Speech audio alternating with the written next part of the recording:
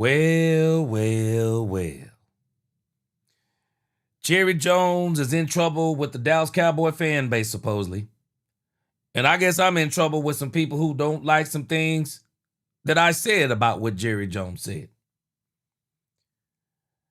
I'm telling you, I'm learning more and more.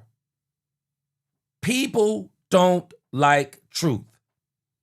They like to live in certain places. They like to live in anger. They like to live in hatred. They like to live in misery.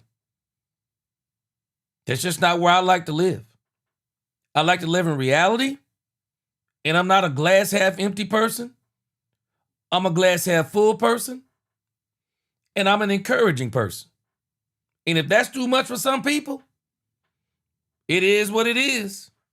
But we're going to talk about, did Jerry Jones say what people saying he said? Let's talk Cowboys. We're about to talk facts. Let's go. Let's go. Man, we now got an extra day. We will not be watching the Cowboys on Sunday. We'll be watching the Cowboys on Monday, but it's going to still be crunk, and we're going to be talking Cowboys until Monday Night Football. Welcome, welcome, welcome, Cowboy fans and Cowboy haters alike. I'm the G, and I'm the host of Let's Talk Cowboys, where we talk facts. And if you like this video, as you come into this live stream, please hit that like button, share, subscribe, hit that notification bell so you know the next time we have we post another video or go live, and we are live. And if you haven't become a channel member, subscriber yet, please do. We have a lot of great things coming this season. Now let's talk facts. Man, we got a great show today. And this may not sit well with some people. I understand, especially if you hate Jerry Jones. Some of the things that I'm going to say today, you're probably not going to sit well with you. But just bear through it and hear me. We don't have to agree, but I think you'll understand what I'm saying after I give you some evidence. So this is our show lineup for the day. Today, hey, Jerry's in trouble. That's what they're telling us. Jerry is in trouble. And we're going to listen to this from 105.3 The Fan, because I actually heard this a couple of days ago, and people are just now getting on top of it. And I knew when I heard it, I said, this is going to be a mess. I knew when I heard it because of the way it was reported. And I'm telling y'all, the way things are reported in this new media has a lot of bearing on how you look at it. So we're going to look at Jerry is in trouble. We're also going to talk about, again, player reactions.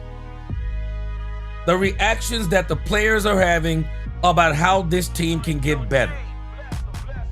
And I'll be honest with you, I'm encouraged by these players' reactions, because it still shows me, and I don't know the hearts of these players, but I can tell you this. Brian Schottenheimer's holding this thing together. This team believes in Schotty. He's putting his fingerprints all over this team. And they're all saying the same message. I'm rolling with Schotty. I like what he's doing. Then we're going to talk about Dak reacts to Jerry. I want you to hear what Dak Prescott says about what Jerry said, because even when I saw what somebody reported about what Dak Prescott said Jerry said, I noticed how they took out the part that they didn't want in there and left in only the part that would make people mad and say that Dak Prescott is agreeing with what everybody is thinking. But I'm going to show you how something is reported has a bearing on how you look at it. Then we're going to talk about Matt Eberflus. We probably won't talk long. Matt Eberflus gave an interview today, because you know he normally gives that interview on Thursday. But the Matt Eberflus interview has not popped up on DallasCowboys.com. So if it don't pop up on DallasCowboys.com, then we will not be looking at the video of Matt Eberflus, even though we'll talk a little bit about it. Man, let me tell y'all something. If Lisa Worley is here today, Lisa Worley, do not take offense to what I'm going to tell you when we get to our trade candidates. And then, big news is coming down. The Cowboys are going to trade for a defensive player. Some people are saying this player is going to be on the line. I've heard it's going to be on the, it's going to be a linebacker. Some people think it's going to be a safety. I mean, there are so many things, but again, I'm going to show you how even this plays into the thing about Jerry Jones. And then for a little bit, because we're going to get fully into it, see, we got an extra day. Normally we start our Cowboys versus who, or who versus the Cowboys. We normally start that on a Thursday.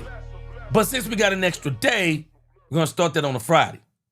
And then we'll do Friday, Saturday. We'll talk about the NFC East on Sunday. And then we're going to talk about the game on what will be knee deep into the game on Monday. So this is our lineup. Jerry in trouble. Player reactions. Dak reacts to Jerry. Matt Eberflus. Trade candidates. Defensive player trade. Cardinals versus Cowboys. Y'all ready? Let's talk Cowboys. We're about to talk facts. Let's go. What's up? Y'all hit that like button as you come in. Share, subscribe, hit that notification bell. Let's go. Let's get this quick roll call in. Let's get this quick roll call in. Yeah, let's go. Garrett Thorcell, what's going on? Jesus Morado, what's going on? We're in 4-down territory this week and the rest of the season. Yo, G, bless him, bless him, bless him. Shotty needs to unleash Pickens and CD. Jesus, I'm going John Madden football from this point forward from the Cowboys. I'm John Madden football. Anything less than 4 yards past the 50, I'm probably going for it. Especially if I'm behind, I'm going for it. Because if we get behind, we ain't coming back. I'm going for it. I'm going for it. What's going on, Cowboys hater? He said, I don't think Jerry's going to sign a player that y'all think. Hey, let me tell you something, Cowboy hater. I'm not even going to try to predict who Jerry's going to hire. I mean, who's Jerry's going to sign. But I'll tell you this. I don't know. I've been seeing some weird advertisement about Jerry going to be on the Stephen A. Smith show on November the 3rd. Cowboys hater, let me tell you something. I don't believe for a second if Jerry Jones is going to be on Stephen A. Smith show on November the 3rd. Nah, man, he going to sign somebody. He must got somebody big, man. That's all I can tell you.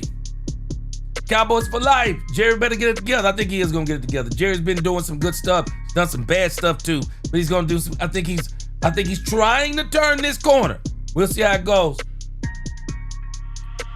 Derek said, gee, I think people are going to regret saying Jerry doesn't care in the next 2 years. I do too. I do too, Derek Grimsey. Welcome to the congregation. My man, Ron Hanna. What's going on? He said, I already know from the title of your video, just shaking my head, honestly. The real estate vet. What's going on? What's crack-a-lacking? The real estate vet says Stephen A. was in our side. He's having a conversation with Jerry next week. He said about admitting he's wrong. Let's see what he do. Lord Nova, what up? No, Yoda man, what's going on? John Jones said, what up, G Money? I tell you, it's a New Jack City. That sex guy, let's go Cowboys, what's going on? D-Hawk up in this thing. What up, D-Hawk? Bass, he said, I don't like this Wall Street Journal interview comments about him being more focused on oil and gas rather than our defense. That's exactly what we're going to talk about. The Queen. What is going on with you, La Queen? What up, Jacob Jackson? Man, we back at it again with another Fire Live. Let's go. Raymond Tellez, what's going on? Yeah, Jerry's been doing some bad things. I'm not going to lie to you, Raymond. but Jerry's done some good things this year. Big Mouse Dog, what up with you? Lynn, what up? We them boys, what up? Blue Blood, what's going on? Blue Blood, say it again. Blue Blood, I'm coming back to this comment. Haven't people learned by now not to take Jerry seriously? Big Amish Media, Rose, what up? Marico, what up with you? Marvin Mays, Too Tall Jones. Man, okay, Too Tall Jones, you and that 72 Chevelle. Man, y'all be switching these names. I can't associate these names with the avatar sometimes. I am him. Shotty said take them offensive stats and shove them. Well, let me tell you something about Shotty. Shotty said take them offensive stats and shove them. I am him. I'm going to show you why he said that. Jakira, what's going on? Good to see you, my sister. All right, let's get this thing started. Hail Mary in this thing today. Appreciate y'all rocking with me.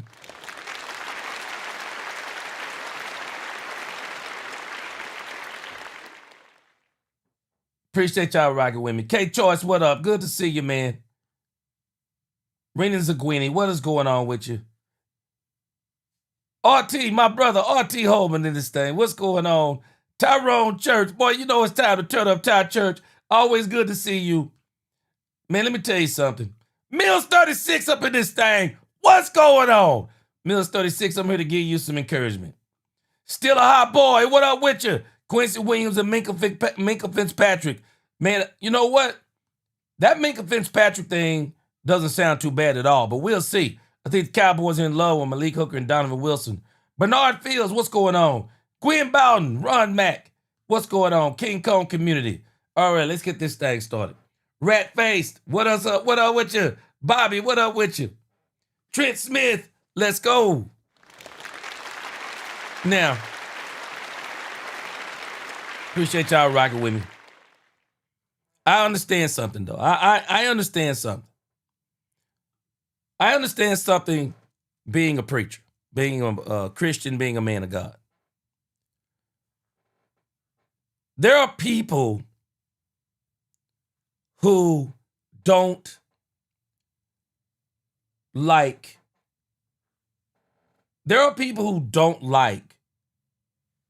alternative answers. They don't like actual things that go against what they believe, even when they are facts. People don't like those things. And I understand and I can accept it that everybody who you start a journey with is not who you end a journey with.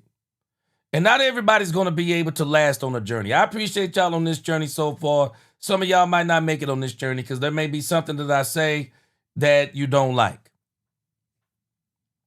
And some of the things that I say from a perspective of, because I'm just the type of person that if you haven't figured out, see, some people mistake the fact of I love Jerry Jones. And I'll tell you this, I can't hate Jerry Jones. And I do like Jerry Jones because I understand everything that Jerry Jones has done.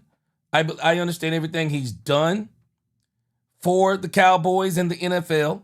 But I also can accept, man, Jerry's done some dumb things. And he's been a big part of the reason that the Cowboys haven't won in 30 years. And the reason why the Cowboys haven't won in 30 years, and people don't like when I say this, I don't believe that Jerry don't want to win. I don't believe that. That's not true. Jerry does want to win. But where Jerry is at fault, and where I think Jerry has hurt the team for the last 30 years, is that Jerry wants to win his way. Jerry wants to win his way. And if you want to, you can interpret that as Jerry don't want to win. Yeah, you can interpret it like that. That don't mean that it's true. But you got to understand something. Some of us don't know what it feels like. Some of us don't know what it feels like, man, to get what you want. And I'm just telling us, something that we don't like, but I'm just telling you the truth. There are some people, man, when they get what they want and what they like, they're going to run it any way they want to. And where you may think they're not running it right, they feel like they are running it right because they want it their way, because it's theirs. And this has been one of the biggest issues for Jerry Jones. Jerry Jones had the perfect formula when he hired Jimmy Johnson. Get you somebody that can handle the football business. And I'm not talking about Will McClay. I mean, and I'm not dogging and dissing Will McClay. I think Will McClay is he's very good at what he does because he's still operating within the confounds of Stephen and Jerry Jones. But Jerry Jones needs a football guy like Jimmy, because Jerry has been able to obtain talent. Don't get it twisted. He's been able to obtain talent. Where Jerry continues to fail, and I said this before, where Jerry continues to fail is that Jerry keeps thinking that talent equals a team. Talent don't equal a team. You can have a bunch of talent on a team and not have a good team. You can have a lot of talent because and it's on a team, but it's not really a team. Because teams are made. You have to make and coach and mold teams. And where Jerry continues to fail is the making and the molding of teams. See, Jerry can get you talent, but Jerry can't manufacture dogs. He can't raise dogs. He can't bring the dog out of players. Jadeveon Clowney, if you didn't notice, Jadeveon Clowney, I mean, it's priceless what he did. It's priceless what he said. He steps in the building and in the interview, he just looking around like, guys are spoiled. He's saying something, man. This is one of the best facilities, if not the best facility in the NFL. And his logic is players should be playing harder because of how good they got it. Man, you can't put luxuries don't put the dog in people. Jimmy Johnson, Tom Landry, both of them. Boy, people do not understand something. We love to talk about Jimmy, and I do too. Tom Landry was a dog. Tom Landry was a dog of a coach. A dog. He not only knew how to obtain talent, but he knew how to raise dogs. Tom Landry was a dog trainer.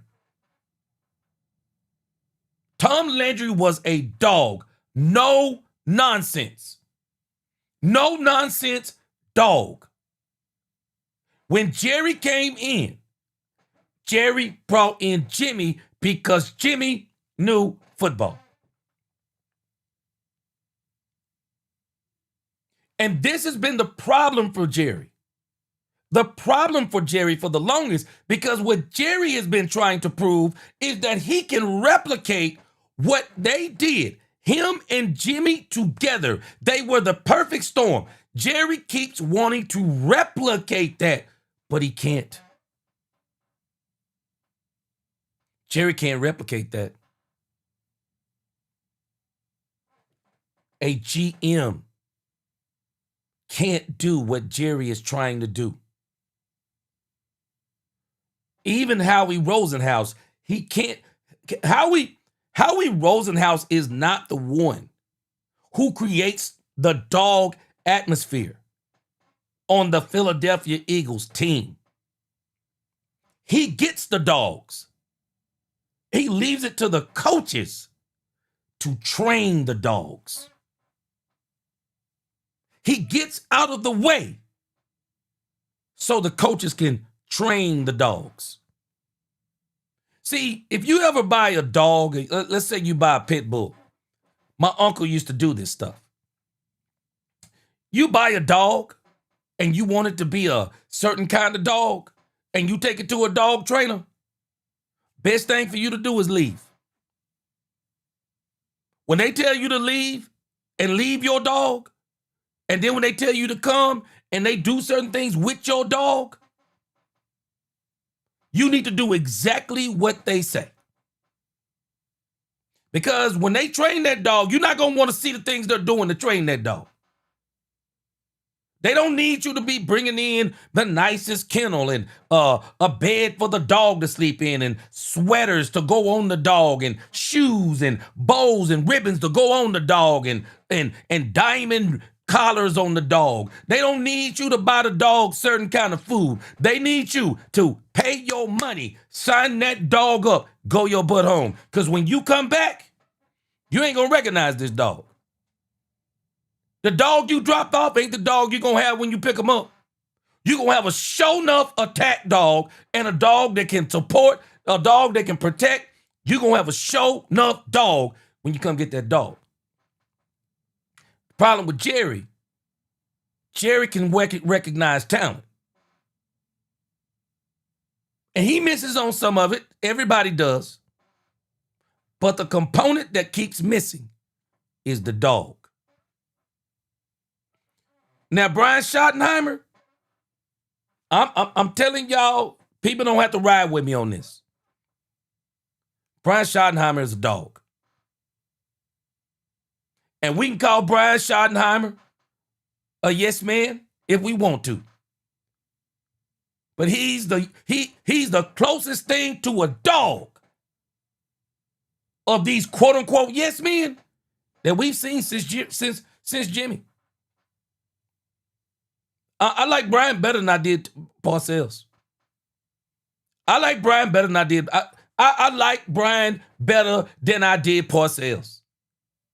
Parcells, I understand. He had skins on the wall. He walked up in here like, I know what it means. I know how to get to a Super Bowl. And by the way, my stuff don't stink.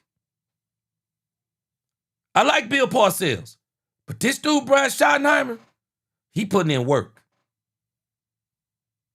Every time I hear these players talk, I hear Brian Schottenheimer.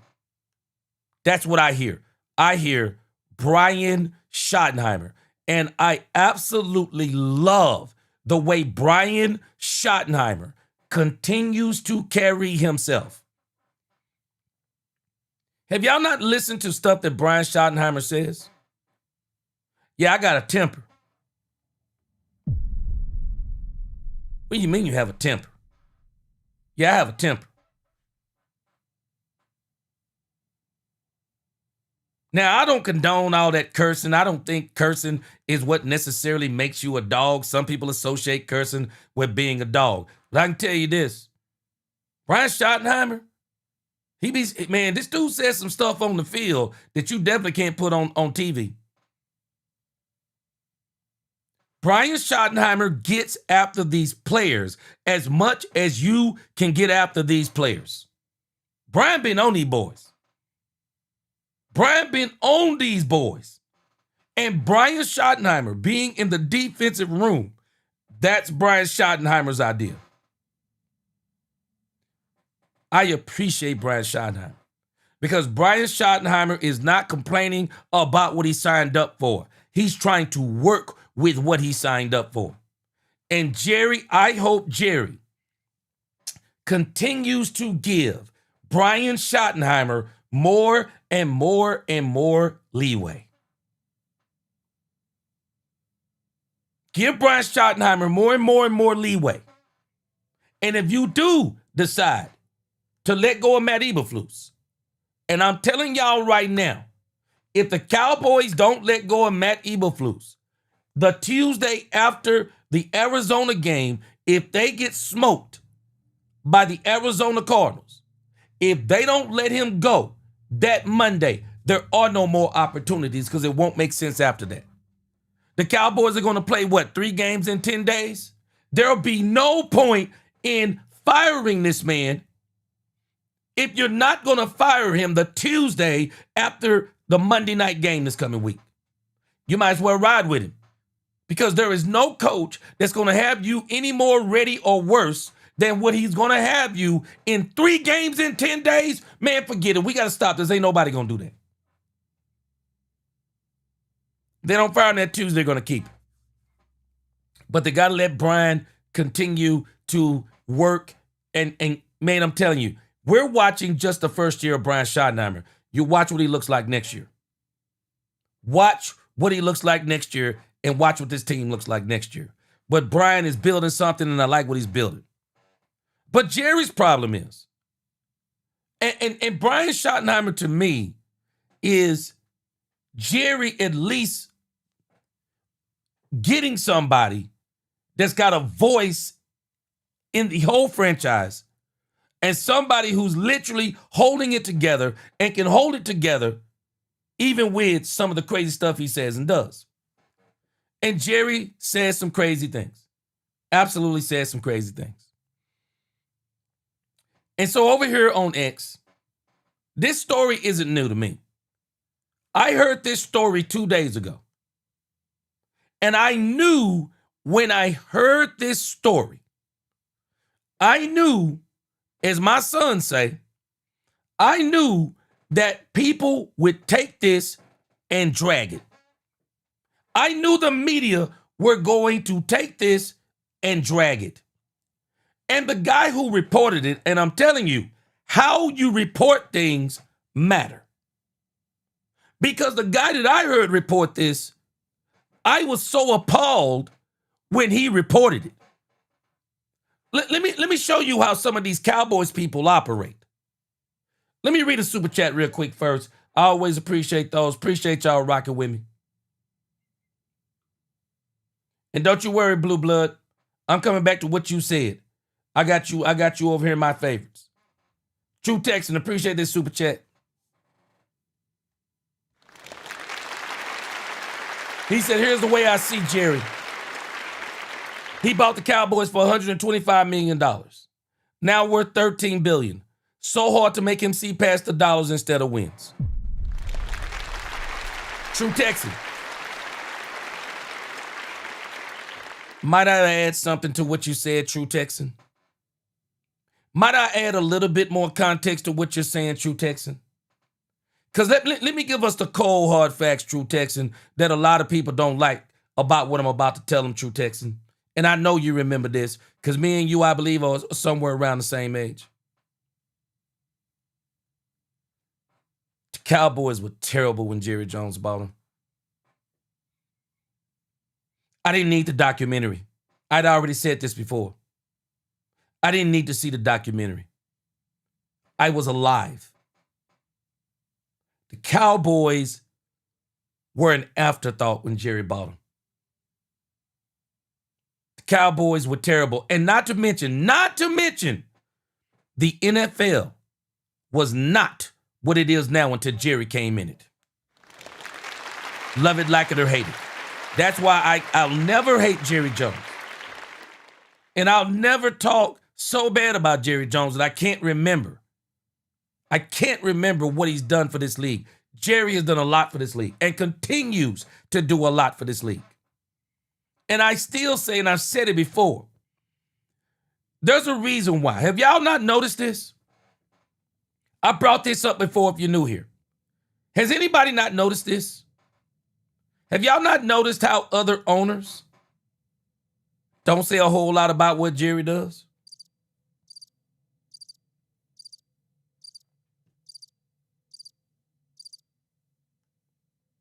Anybody ever notice that?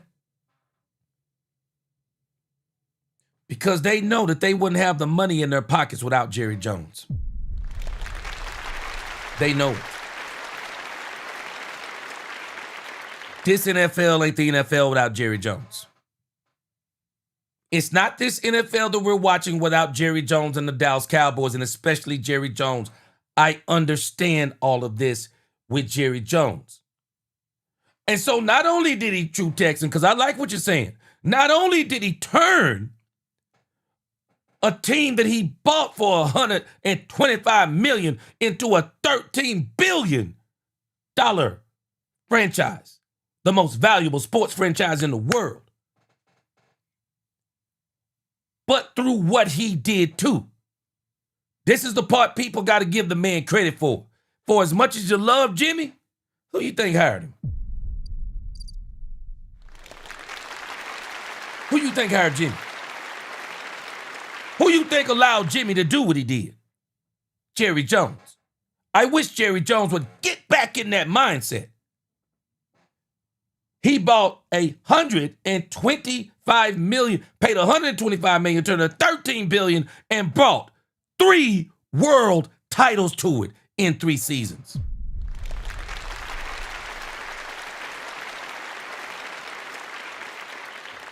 And I don't care if you give Jerry 0.5%, 0.25%. I don't care if you give him 0.0001%. He deserves more than that. But Jerry Jones was a part of those Cowboys winning from 92 to 95. He was a part of that. And Jerry Jones has been in the shadow of that for that long, because everybody says it's all Jimmy. Jerry's been in the shadow, and Jerry has been trying to get back to that Super Bowl so he can say, like Frank Sinatra, I did it my way. Problem is, Jerry's getting old. And Jerry needs to realize that sometimes, man, you have to concede and say, maybe my way ain't working. And if I want to see another one before I get up out of here, then he's going to have to do exactly what he did with Jimmy. He's going to have to relinquish some of this ego that he has. He's going to have to relinquish some of it in order to achieve what he wants. Jerry's ego has gotten in the way of some things. And I'm pretty sure he'll admit this.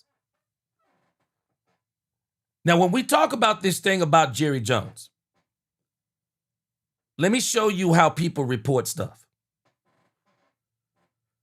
So in this article, they're talking about Jerry Jones and how Jerry Jones has invested all of this money into this natural gas stock. Jones has poured more than $1 billion into natural gas driller Comstock Resources, betting it can drill some of the hottest, deepest wells in the U.S. and unleash a torrent of gas supplies. Comstock says it's set to do just that. It has trumped hellish geology and cranked out dozens of gushers. It has also gone on a stealthy land grab and controls a large chunk of region it calls Western Haynesville. As a result, it says it is gearing up to pump enough fuel to help meet the soaring needs of exporters, data centers, and heavy industries for years to come. Now watch this. Watch what this article does. Now Jones says it's payday. There's $100 billion present value with gas out there, the 83-year-old billionaire said in an interview. That's why I'm talking to you on the telephone rather than trying to fix our defense with the Dallas Cowboys.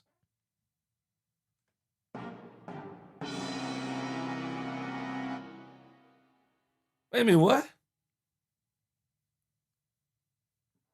That's why I'm talking to you on the telephone rather than trying to fix our defense with the Dallas Cowboys.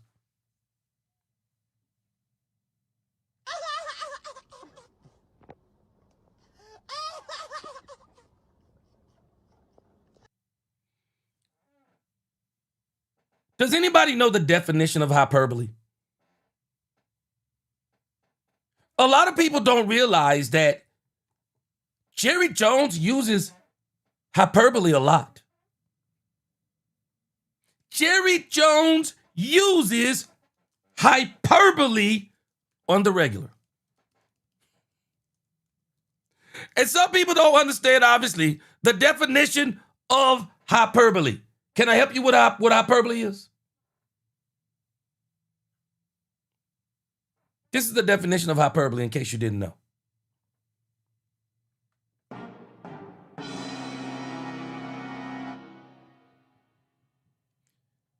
Exaggerated statements or claims, not to be taken literally.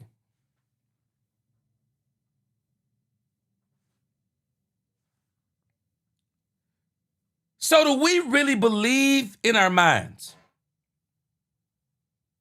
that Jerry Jones is actually saying,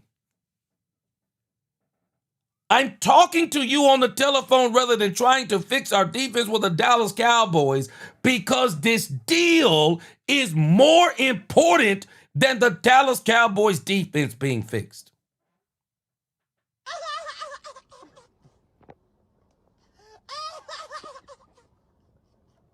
That is not what he said. Have you ever been talking to somebody on the telephone? And they tell you, you're having a conversation and you're like, yeah, this is a very big deal. And you say something like, well, of course it's a big deal. Because I'm at my son's football game. And I'm talking to you on the telephone about this because it's so important. So of course it's important. But is that really more important than your kid's game? No. Sometimes you will exaggerate a statement because you're just trying to emphasize the importance of the moment. And what this statement shows, and some people get me so upset, always trying to gauge a person's heart by a statement that they make. People, I've seen at least two people here try to size me up as a preacher based on something that I said about a player or something I said about Jerry, and then try to sum me up as a preacher based on a statement they're taking the wrong way. The statement that Jerry is using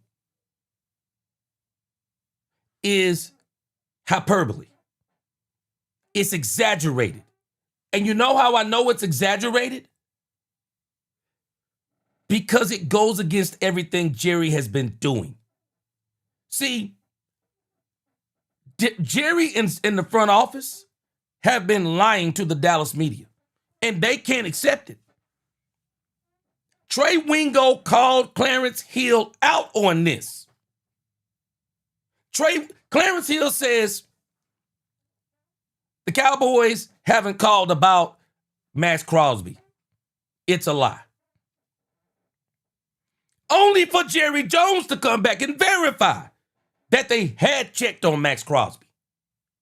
And Dante Fowler said they checked on Max Crosby.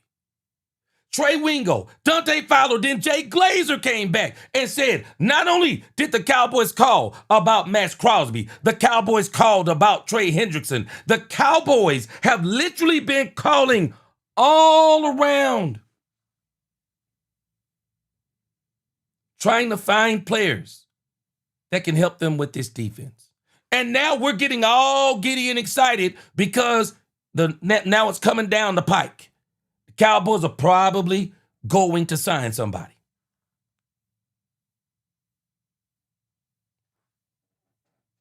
This is hyperbole. Is the statement stupid? Well, it depends. And before you get your blood pressure up, let me tell you why it depends. There are conversations that you have with people sometimes that you don't want anyone else but you and them in that conversation, and you may say something to them that you don't think is going to get back to anyone else. But this statement showed a lack of awareness on Jerry's part, and the statement looks bad because of how bad the Cowboys defense is. But let me push back on you of why it even makes more sense why Jerry would use this hyperbole. Is there a person in the world who don't know the Cowboys got a bad defense? Who is it? A newborn baby? Because even 3-year-olds can look at the Cowboys and say they got a bad defense. Who? Who don't know the Cowboys have a bad defense. So wouldn't you think if Jerry is talking to the person on the other end of the phone, you don't think that that person probably laughed? Because I would have actually laughed when Jerry said, when Jerry would have said, that's why I'm talking to you on the telephone rather than trying to fix our defense with the Dallas Cowboys, I would have laughed because I'm like, yeah, because y'all defense is pretty bad, so this must be pretty important. You wouldn't have laughed at that? You're telling me you're on the other end of this conversation, and Jerry Jones says this and you don't laugh. But in actuality, you're sitting there saying, wow.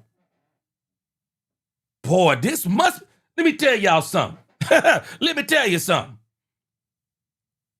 I don't have to tell you the seriousness of $100 million. I don't have to tell you the seriousness of $100 billion deal. What?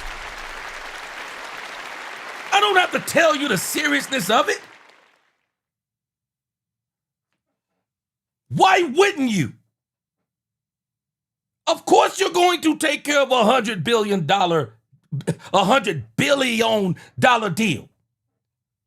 But this is even funnier because the joke, and this is the part that people don't get. Let me go back to this comment by Blue Blood. Blue Blood, I appreciate you. Haven't people learned by now they can't take Jerry seriously? You got to know when to take Jerry seriously. You got to know when to read between the lines, and you just got to know when me and Jerry just being silly.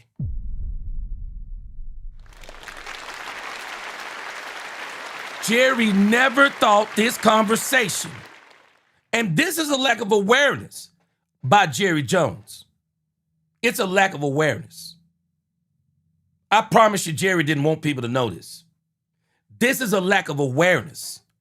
Jerry is talking to this statement is catered towards a different audience. It's catered towards a different audience. Because I'm telling you, if I'm on the phone with Jerry Jones, and some of y'all, this wouldn't be funny to y'all, but this thing is hilarious when you think about it in the context. If you're on the other end of this line, you have got to be laughing. Because the joke is the defense is that bad. That's the joke. That's the joke of the conversation.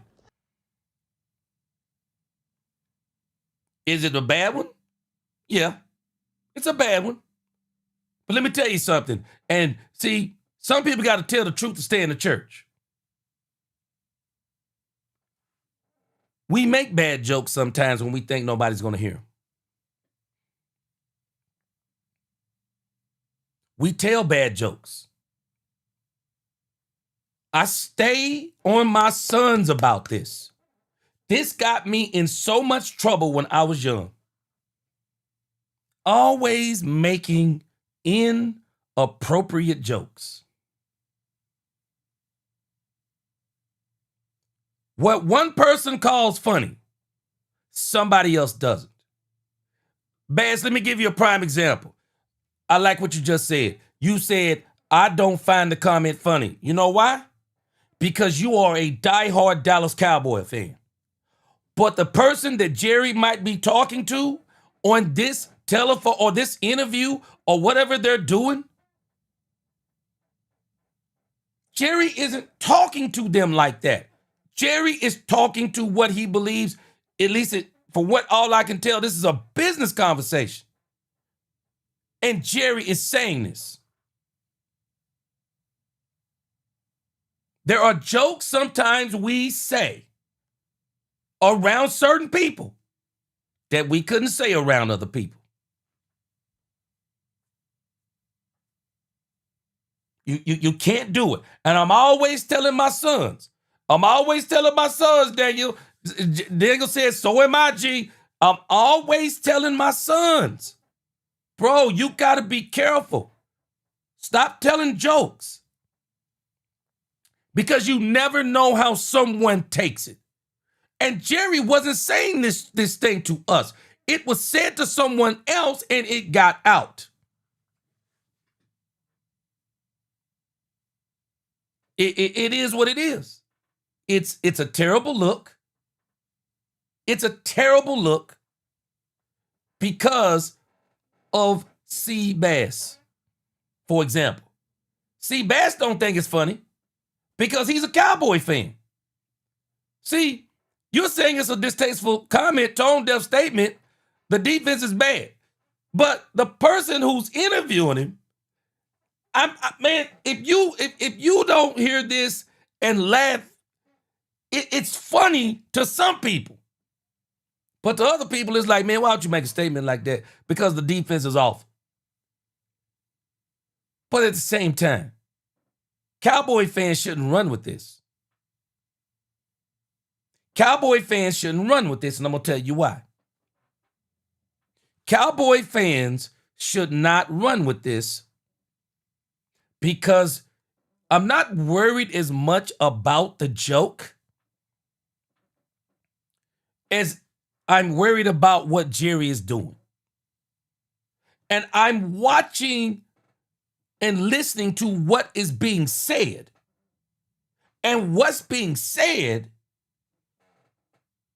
is Jerry is actually trying to fix the defense. But y'all need to understand, because I already understand. I told y'all this last night. Man, Jerry ain't out here looking for personnel. What? Jerry ain't looking for personnel? Jerry, some of these players, the only way Jerry knows who certain players are is that they are big name players. Of course, he knew George Pickens. Jack Sanborn, you think Jerry knew Jack Sanborn? Y'all think he knew Traquez Bridges?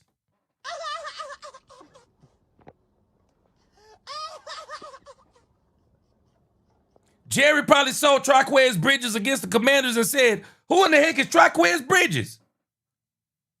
And then he saw him against the Denver Broncos and he said, who in the world is Traquez Bridges?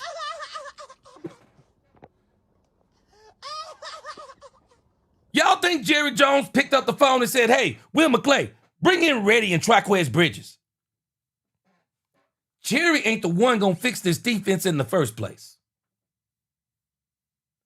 It is a combination of the people in the scouting department, Will McClay, Brian Schottenheimer, and Matt Eberflus. I know some of y'all are saying, no, don't let it be so. But yes, it is. And they are the ones who come and say, okay, this is who we would like to get. This is the kind of money, or whatever the case may be. But I'm just saying all that to say this, and we'll get more into this, and then we'll be done with it once we get done with Dak Prescott's response. And I'm not even going to go to 105.3 The Fan. I really don't need them to explain this because they were some of the people who reported on this, and it was the way they reported it. And it's the way people report things. And y'all got to understand, I've learned something about this new social media age. There is a lack of integrity. There is a lack of respect. There's a lack of morals and values. There is a lack of journalism. All of those things. It's a lack of those things. The only thing that seems to matter in this social media age is clicks and likes. That's the only thing that seems to matter to people. And whatever the next big story is that can get the clicks and the likes, and in some instances, the hatred, I guess, that's what people are doing. I'm not in this to try to make money off of the negativity of the Cowboys. I'm not in this to even try to make money off of the lies or trying to gaslight people on the Cowboys. I just want to present a perspective to where you can understand what we are and who we are, what we can expect and what not to expect, and enjoy watching the Dallas Cowboys rather than always watching the Cowboys in anger. Man, I know it's been 30 years. Man, I was alive. I know it's been 30 years. But because I seen it the first time and what I'm seeing right now, man, I'm just telling you, hope is not on chance. Hope is an expectation. And based on my expectations are built upon what I'm watching them do as a whole. Matt Eberflus seems to be a mistake so far. Matt Eberflus seems to be a mistake so far. And I don't know if the Cowboys are going to fire him or not, but I'm leaning towards, I don't think the Cowboys are going to fire him, especially during the season. If they don't fire him Tuesday, if we don't beat the Arizona Cardinals, if they don't fire him Tuesday no later than Wednesday, it'll be no point. Because 3 games in 10 days is going to be daunting. It'll be daunting. It'll be a daunting task. At Lisa Worley, I like your comment because this is exactly what we say to people like this sometimes. Man, Jerry played too much. Exactly. And I don't think he was playing as far as trying to play with us. I think he's talking to some people and he said something that I don't think Jerry thought this was getting back to people. And I'm not buying this thing about now that Jerry's going to go out here and they're going to make a trade now because Jerry's been caught with. No, they were already going to. I've been saying this. Some of us have been saying this. Man, the Cowboys were already going to make a trade. It is obvious. They've been trying to do it. They've been trying to do it. And I'm telling you, it's the way people report things. Don't believe me? We're going to come back to this when I give you Dak Prescott's reaction. So I want to go to this section of player reactions. And the Cowboys have been reacting again over here on DallasCowboys.com. And it's funny to me when I listen to the Dallas Cowboys players. The Dallas Cowboys players are not looking at this the way we're looking at it. The Cowboys players are looking at this from the perspective of, and I'm telling us, I think based on what I'm hearing and based on what I've seen on the film and what some of us have seen on the television, we can admit that this thing with Matt Eberflus, it's broken somewhere. And I guess at this point, we can say Matt Eberflus is bad. Because with these players, he's bad. It seems like the Cowboys are about to give him an opportunity to have DeMarion Overshown back, Josh Butler, Savon Revel Jr., and whoever they bring in on the defensive line, the linebackers or the cornerbacks, or all three. They're going to give this man a chance with the team getting healthy and them being quote-unquote full power on defense. They're going to give him the opportunity. I think they are full well going to give him the opportunity. And I don't know how long they're going to give him the opportunity. That opportunity may be for the rest of the season. That opportunity may be next season. But I got a strange feeling the Cowboys are going to give him an opportunity. But the players, I think they're all saying the same thing. The biggest improvement this team can make is playing better. That seems to be what they're saying. I'm sure they don't mind getting a trade here or there, but they seem to be thinking playing better. Playing better is the answer. Let me let you hear some of this stuff with. It's like fill it. Let me let you hear some of this stuff with Javonte Williams. And I think we listened to this yesterday. That was Kenny Clark. Let me let you hear Jadeveon Clowney today, and then we'll listen to some of the stuff that they did today. This was yesterday, I believe. Check this out. You still like playing on Monday night? I love it. I love playing football, period, any night. The spotlight, the lights on, and all the fans out there. and give you that energy. So yeah, I love it. Home games here. Is there a difference since you've been here about playing at home versus on the road? No, it's just been the same. I just wish we win on the road like we do at home. It's been the same. The energy's just been there for me and personally, and for the team. It's been there. I just gotta keep that consistently rolling on after games, like trying to get the games instead of losing one, going 1-1. Try to be consistent and continue to play well. Going back to high school, Kyler Murray has never lost at AT&T Stadium, 9-0. For real, I didn't know that. Well, hopefully we 9-1 after the Monday night. That's the goal. Win one game. So that's where our focus is right now. This next game right here, going out here and lock in and be better than we were last week. Javen, Dak talked about something you said in the locker room about, hey, this roster's too good. Yeah, I've told them guys, I tell the guys all the time, man, I played on 7 teams, and this is my 7th team. And this talented roster, there's a lot of talent on this roster for us to not be winning consistently wins and always have to come back and figure out what's going wrong. We got a lot of talent in here. I just believe that we should be competing at a higher level than we have been. Not saying to. Are you noticing the theme? The people in the building, what they're saying is, we're the problem. We're not playing good enough. And we know the defense isn't playing good enough. But to be honest, the offense didn't play good enough against the Denver Broncos. I think they missed a golden opportunity to eat on the Denver Broncos with George Pickens. They had no answer for George Pickens. Should have ate on him. And it's not just the defense not playing well. They're not playing well on the road. They're not playing well on the road, period.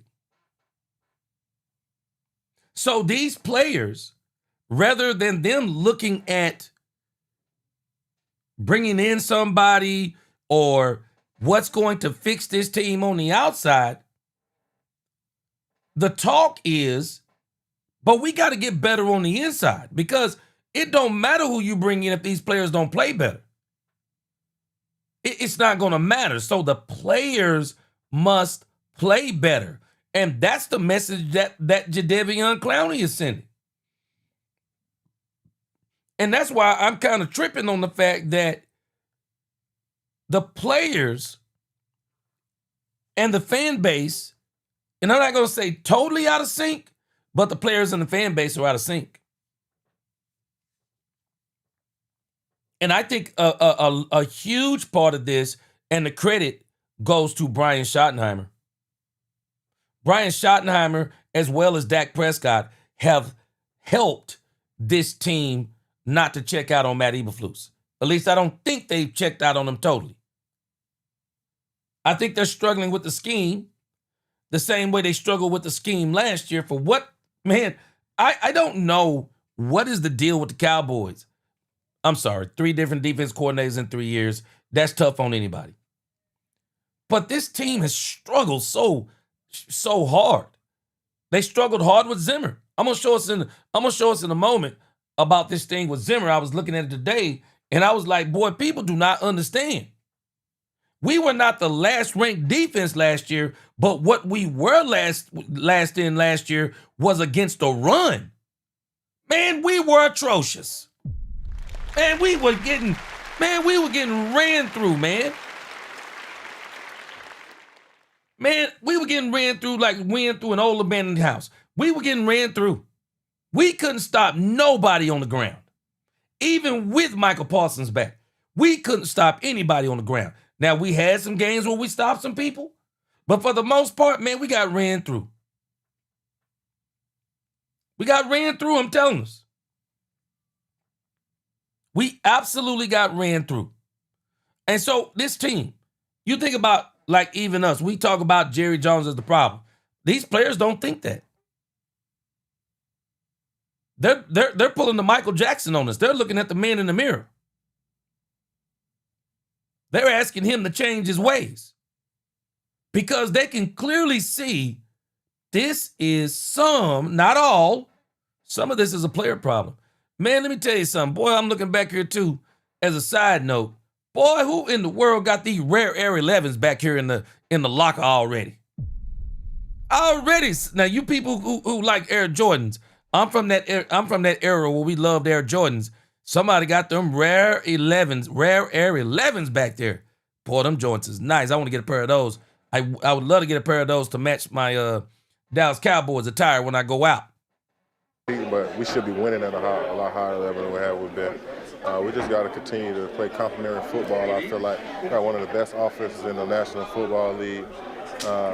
In every position, the line to the receivers, running back, even the quarterback, all the positions. And defense has got to pick it up. And I think if we can get outside going like we need to, we can be a great team and try to head into the playoffs. Yeah. Yeah, the players are just saying play better, man.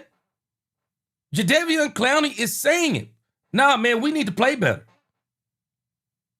I'm sure they're not opposed to somebody coming in and trading.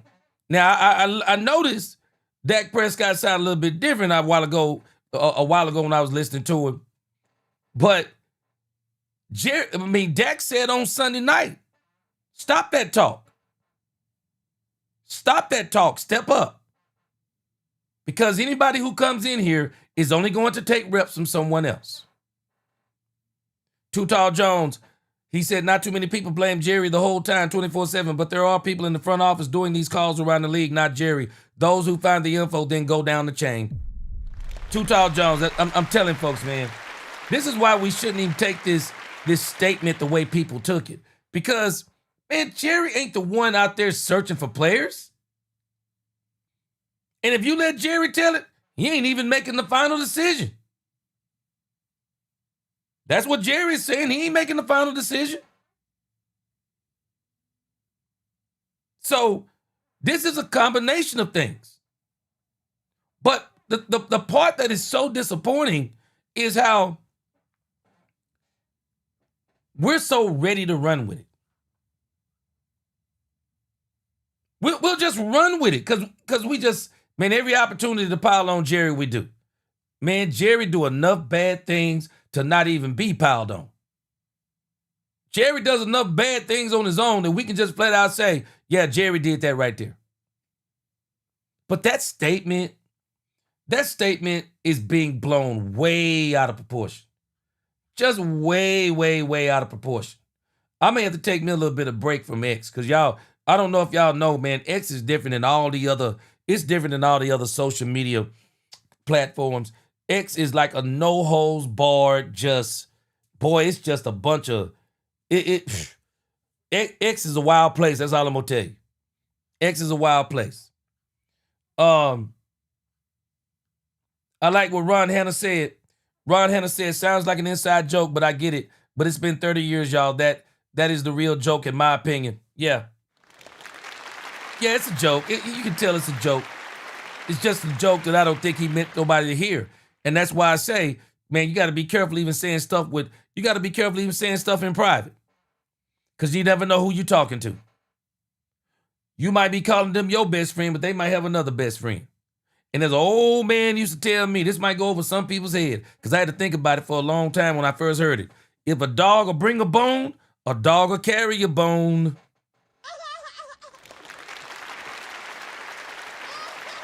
And I'm telling you now, if it was me, and I knew I was at a certain level, I don't understand what some of these people be doing. Man, I'd have me some kind of machine that, hey, man, nah, you don't get to hear nothing that I'm saying. I'm sorry, I'm not making, and I'm gonna be very careful with everything that I'm saying. If whatever I'm saying, I'm gonna say something that I don't mind everybody hearing. True Texan, he said it was either liquor or a lack of self-awareness in the 90s conversation, and one reason Jimmy left, in my opinion, he should have learned his lesson. Yeah, and Jerry's got to learn, True Texan, especially in today's society. Man, boy, it's hard to hide anything. It is. I'm just telling you, there are just certain places you might even need to leave your phone outside, man, in your bedroom. Man, you might need to leave your phone downstairs in the living room. There are just certain things. Just certain things, man. You just got to be careful of letting people hear.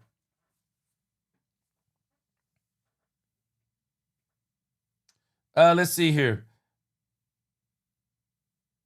Let me read what Kevin Edwards said. Kevin Edwards, what up? He said, this is delusional, pure insanity. He said, you can add 2 Michael Parsons to this defense and it will still be bad. The DC is bad and it won't get better till he's gone. Prove me wrong. Now, I'm going to say this, Kevin Edwards. I'll say this.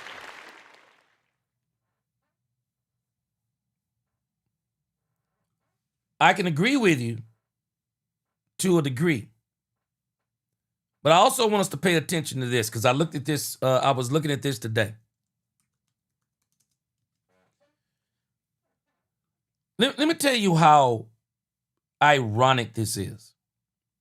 So right now we are 3, 4, and 1. Correct? The thing that I find to be ironic, if you look back at 2024, you want to see some irony? The Cowboys opened up with a win in 2024. They went on to get blew out because we thought this offense and defense was off the chain first game of the season last year.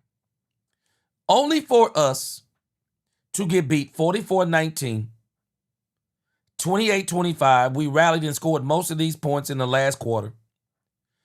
We won 20-15 against the New York Giants.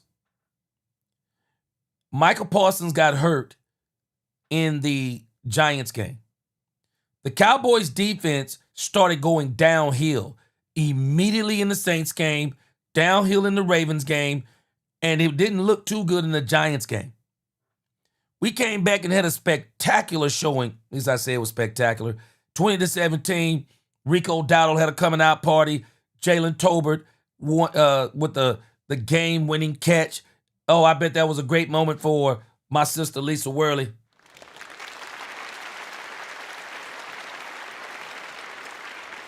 We commenced to coming back to Dallas and getting mollywopped by the Lions, beat by the 49ers in one of the weirdest illness games I've ever seen. Rico Dowdle comes up with an illness right before the game. Come to find out, it was a whole dispute about Zeke starting or whatever, Zeke starting over him or whatever the case may be from what the reports were. And then in this game, it was 27-21. This is the hamstring issue with Dak Prescott and the debacle of the fake punt and all this old nonsense. Do y'all realize by this time last year, we were in the same predicament?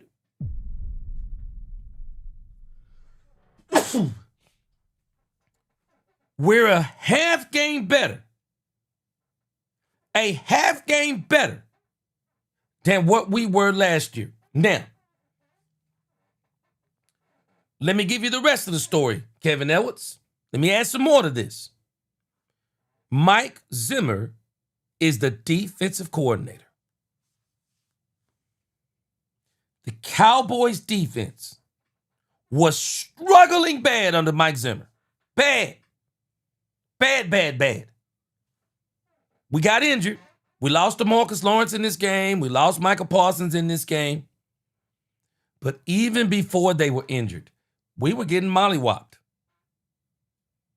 Even before they got injured. DeMarcus Lawrence never came back. Michael Parsons came back. And for the most part, we were still getting mollywopped. A part of that had to do with Cooper Rush. But we gave up 34. We were getting mollywopped, and we were complaining about the defense then. We won 34-26 against the Commanders in one of the strangest games I've ever seen. We beat the Giants 27-20. I mean, we should have. They were terrible. We got beat by the Bengals. That was the game that Michael Parsons walked off the field. That was the game where it was a blocked or tip punt, and it was just a total disaster. But if you look at the teams that we beat, it was similar to what we're doing now. We got to break that trend this year, and I think we can because our offense is way better. Now we just got to get the defense The defense is going to get healthy. And we got to get Matt Eberflus to make some adjustments in his scheme. But nevertheless, if you go back and look at last year, man, we were getting pulverized. Pulverized. And somebody say, well, at least we were not last. Yeah, we were in the run. We were dang near last in the run last year. What? Somewhere around 31? Teams were running all through us with Micah Parsons. With Micah Parsons. Demarion Overshown was back for some of this. Yep, Overshown was in for some of this. We were atrocious last year. And while I can get what us talking about, yeah, you know, Matt Eberflus is terrible. Kevin Ellis, this defense struggled last year. Struggled last year, man. Struggled last year. And if you tell me Zimmer's defense was better, well, then tell me why we were 3-5 last year at the break.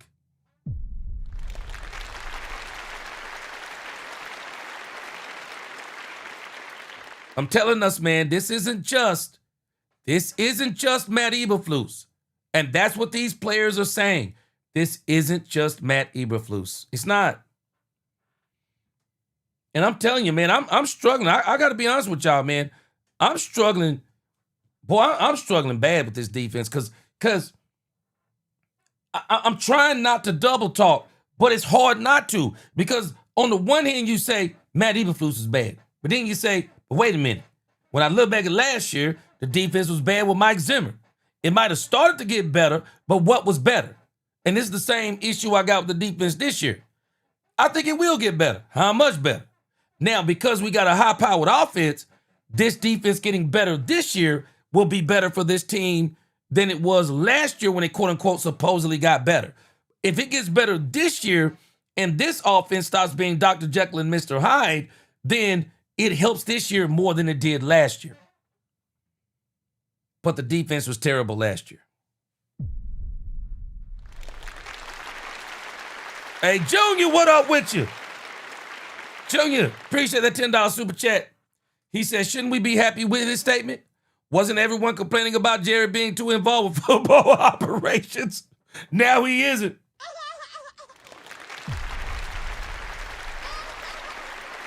Junior, I'm gonna say it again. I think people blew it out of the water. I think they blew it out of proportion.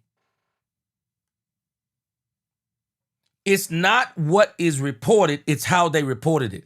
Because when I heard the guy report it the other day, I was so upset, Ron Hanna. Ron Hanna, I was upset.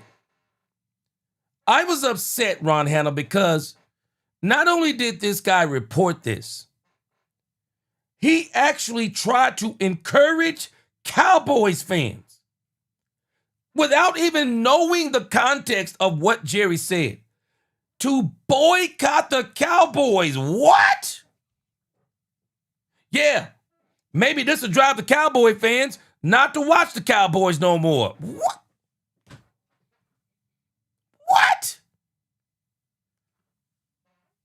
I don't get it. I don't get that stuff. Comedian Alabama said, y'all have to understand Jerry talk. I've been trying to tell him, Comedian Alabama.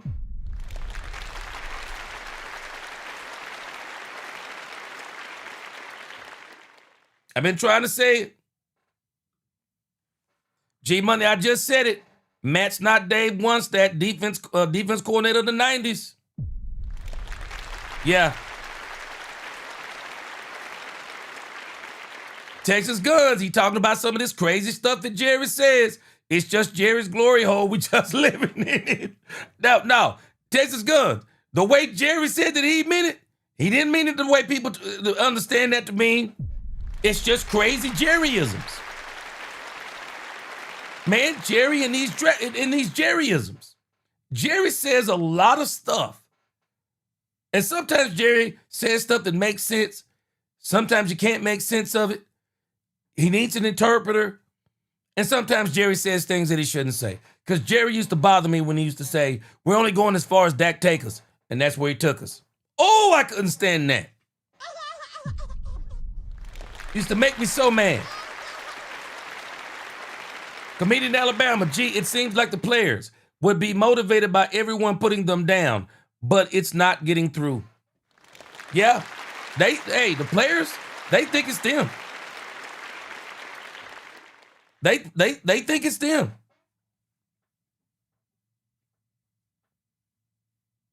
Mo White, I said it. Mo White, what's going on? Guys running a franchise is both about making money and winning. Does anyone think Jerry's sitting around watching film and scouting? Man, I'm telling us this statement about Jerry's being blown out of proportion. It's much ado about nothing. It just really is. It's just crazy Jerry. It's just crazy Jerry. Top World. They kind of got better at the end, and they got some things to 25. But Top World, the thing that didn't change hardly was that run game. Teams ran all through us. Yeah, Roy Bell and Nate Newton reported the other day. He said, Nate Newton reported from Cowboys camp after we practiced with the Rams. He flat out said he was worried about the defense. They looked soft and got pushed around by the Rams, warned us. Hey,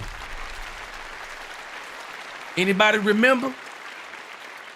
Anybody remember some people getting mad at me because I was reacting to a preseason game and people were saying it was only preseason?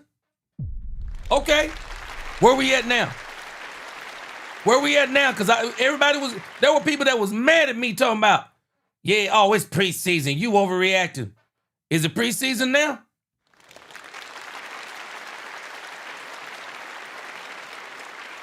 But again, this defense improving with this offense would be better than that defense improving with that offense led by Cooper Rush. But the defense was bad last year. There's just no continuity on this team. There's no continuity. There's absolutely no continuity on this team. Jerry thought he was giving this team continuity, but he didn't. Poobie D, man, you see them rare Air 11s back there, man? Boy, I could help but see it, Poobie D. Let me see if we can see them joints again. Poobie D, them joints back there blurred out, man. Somebody in the Cowboys got that bread, Poobie D. They already got them joints. Man, them Jordans clean, man. Hey, Poobie D, you getting a pair of them rare Air 11s? I think they come out next Wednesday. Trade deadline. Hey, we might as well call them the trade deadline shoes. Trade deadline shoes. Ron Hanna, he said, how can we struggle when we're not even playing with no effort on defense? Ron Hanna, that's why I'm struggling so hard. Because, okay, Matt Eberflus bad. But was Zimmer bad last year? This defense struggled with Zimmer. They struggled with Zimmer. True Texan, it was not the message, but the delivery of the message.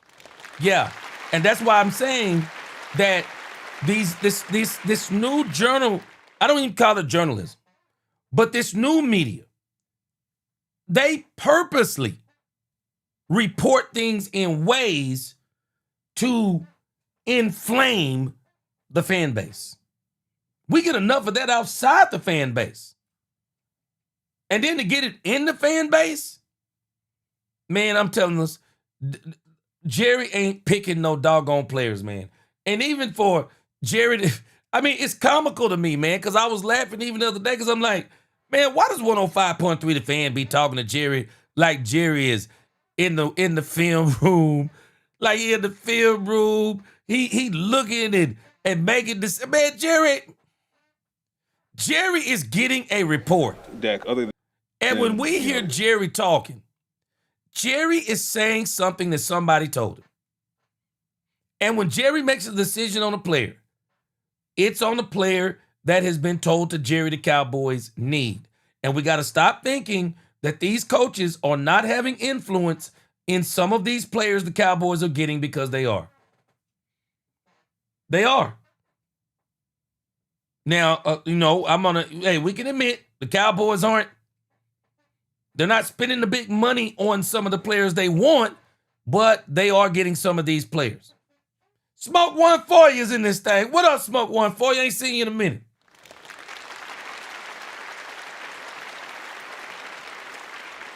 Smoke 140 said, I don't know why y'all fans acting like this is new. Jerry Jones handles the business side of the franchise in his oil business. Steven is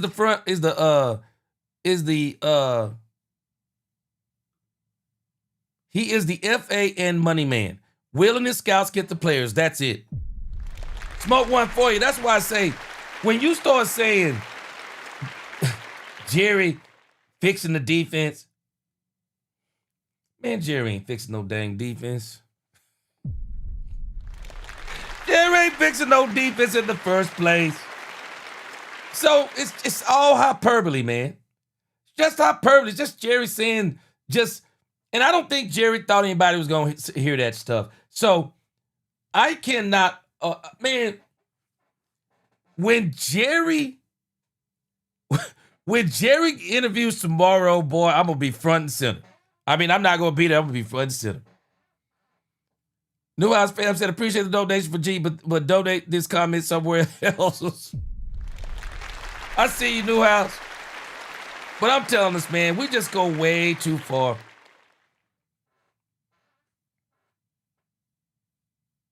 Yeah, Kevin, that was actually, though, we got mass injuries this year. We just don't have them on the offensive side of the ball. We got mass injuries this year again. We got some, I mean, the Overshown is a serious injury. Difference from last season and this season, the second wasn't tough like this season. You talking about the second half of the season? Well, the second half of the season last year was easier than this season. And they still got mollywopped. They got healthy and still got mollywopped. But this year, the defense getting healthier will help this team more than it helped the team last year because Dak Prescott, CeeDee Lamb, and George Pickens. Uh-oh. Yeah, I heard this quack. Yeah. Now, if you sneeze and cough, don't. Hey, I definitely don't want to do that. All right. So let me let you hear the last part of Dak Prescott. Dak Prescott, they asked Dak Prescott about what he thought about what Jerry said. Now, I want you to hear how the interviewer asked the question. He didn't ask Dak only what do you think about what Jerry said. Listen to what he asked. As well and go answer a call. So hopefully that's what he fans are and do. And with you, I don't know the full. As a fan from the success of Jerry had I know it can help. Jack, we know obviously. Now, Dak Prescott also said something else too. Dak on Sunday night was, shut that talk up when they started talking about a trade. And they asked Dak, they said, Dak, do you think bringing in a player will help the Cowboys? Dak Prescott said, I hope so. But then he told the players, step up and to shut that talk up. But now listen to what Dak Prescott says. Yeah, it definitely can help a team. Right now, being naive and understanding where we are. What do you think you could accomplish at the trade deadline? Do you have any thoughts about what this team's approach should be, or what do you think you could accomplish at the trade deadline? Sure. I guess. Yeah, it definitely can help a team. Right now. Now, see, I'm not saying that Dak didn't think this all along, but I guess he's had some time to sleep on being it. Naive. And now he's saying that bringing in a player can help us. And understanding where we are and to say one position is the where we need to go or that, I mean, I'm not sure. Leave it to the guys, right, who are in those talks. I'm sure making those decisions and working hard right now as we near the deadline to figure out something. So it definitely can help. It definitely can help. Not going to shy away from saying that, but I will go back to what I said after the last game. There he is. Come on. Now, come on back, Dak. Encourage the guys in the locker room to do whatever they can in this time to shut that talk up. And There that's it just them, is. you know, all of us looking in the mirror and just trying to say, where can I be better and how can I take advantage of this opportunity before it passes me by. Speaking of Yeah. opportunity, There it is. I'm sure he thought about what he said and you know, taking that as he's probably going against, and that's one thing that Dak isn't going to do. Brian Schottenheimer's not going to do it either. They're not going to go against, they're not going to try to bring controversy to the franchise and try to, you know, go against the front office. So I get it. But yeah, he sounded a little bit different, and that's why he came back and made sure he mentioned what he said Sunday night. Now listen to how they asked him the question. 2018, because it was so obvious what you needed in 2018. Yeah, for sure. And I feel like sometimes on offense, it's much easier to tell. As a fan, from that standpoint, comment in an article in this team, we know there's been Defense, it can be different, right? And so leave it to those guys making the decision, but I know it can help. Jack, we know obviously you grew up a fan of this team. We know there's been pent-up frustration with the drought and whatnot, the lack of playoff success. Jerry had a comment in an article yesterday about kind of having more focus on other business ventures than being GM. As a fan, from that standpoint. Now, listen to this question, the way it was asked. The way it was asked is totally different than what the article said. He just said to Dak Prescott that Jerry said the businesses come before the Dallas Cowboys. I want you to be very clear. Listen to how he asked Dak Prescott this question. So leave it to those guys making the decision, but I know it can help. Jack, we know obviously you grew up a fan of this team. We know there's been pent-up frustration with the drought and whatnot, the lack of playoff success. Jerry had a comment in an article yesterday about kind of having more focus on other business ventures than being GM. As a fan, from that standpoint. Where in that article? What now? Was that article? What was the conversation that Jerry was having with the person at Comcast about Jerry putting other business ventures before being GM? Is that what that conversation was about?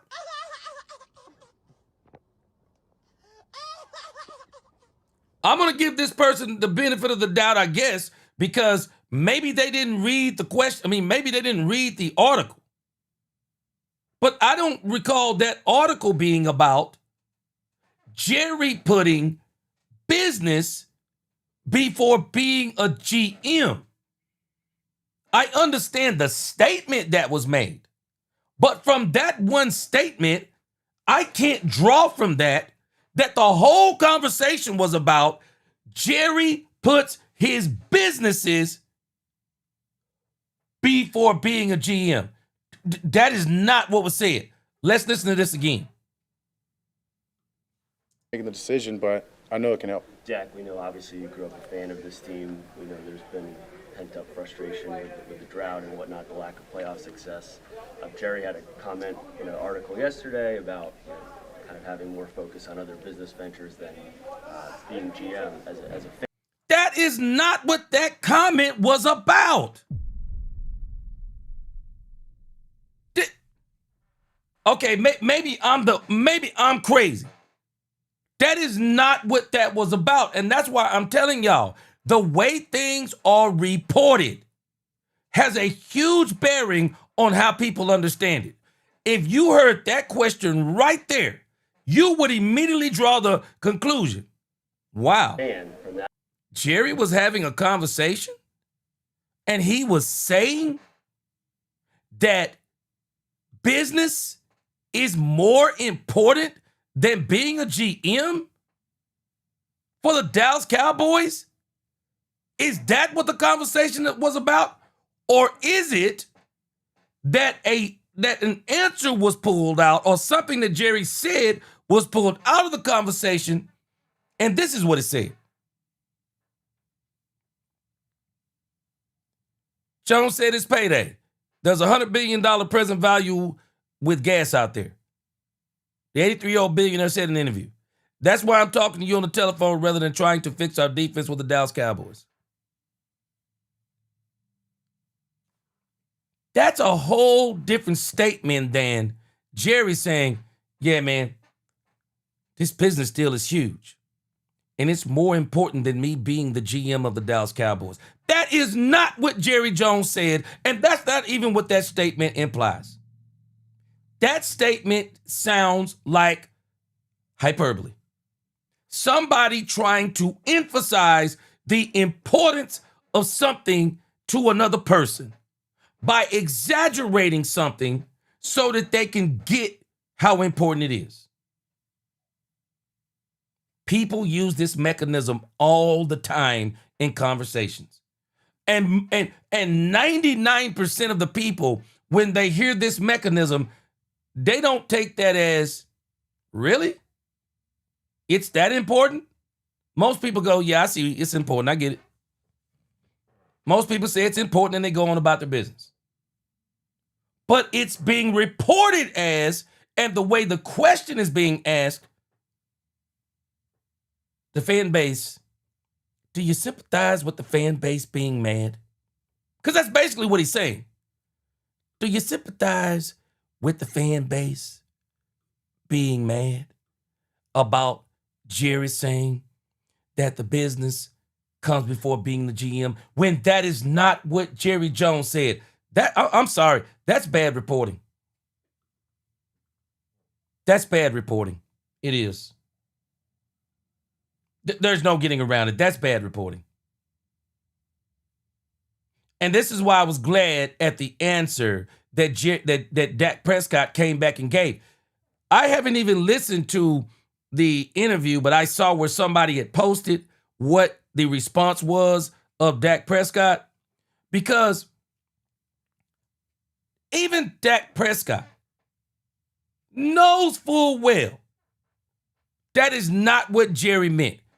But Dak Prescott, of course, trying to be politically correct, doesn't want to turn the fan base off. But man, Dak knows this isn't what Jerry was saying. The people running with this and dragging it, it's crazy. Listen. That standpoint, can you sympathize with the frustration of fans at a comment like that? Yeah, sure, for sure. Right, you read the comment, and being honest with you, I don't know the full context of it. I do know that. Context. Context is important. People take things out of context, and this is one of the worst things that social media does. And it's an evolution of when you think about the newspaper. The newspaper had what they called headlines. And what the newspaper would do is that the newspaper would try to get you with a headline. But the point of the headline was for you to read the article and get the context. For example, on my thumbnail, I put, Jerry doesn't care. Do you notice what I did? Question mark. Because the point of the thumbnail is not for you to draw the conclusion automatically that Jerry doesn't care. The point of the thumbnail is for you to come in and listen so that you can determine whether or not Jerry don't care based on the information I'm going to give you. But a lot of people don't even put that kind of work into it. They just take that sentence out of that particular interview and automatically go to the conclusion without the beginning, without any of the meat. They take that statement and they take it to the public and say, see what I told you about Jerry? See what I told you about Jerry? They immediately run to that. Now, there are other things that you could go to and say, okay, this proves this on Jerry, but this right here, I'm sorry, you take this as Jerry takes the business over being a GM. If you take that like that, boy, I got a whole lot of stuff. And as a matter of fact, you might need to get off social media for a while because you're going to be believing everything you hear. A piece of it, and but being a fan and you just read that or hear that, yeah, of course, especially right as many fans are and do, and thankful that they do live and breathe by this team, and they feel like they're jobs are, you know what I mean, putting all their effort into this. So, yeah, that can definitely be frustrating. But in that sense, I would just say, like, the guy's never really lied about who he is or what he's trying to do. And I think right there is just, I mean, hopefully he was talking about in that one particular moment, you know, maybe in those.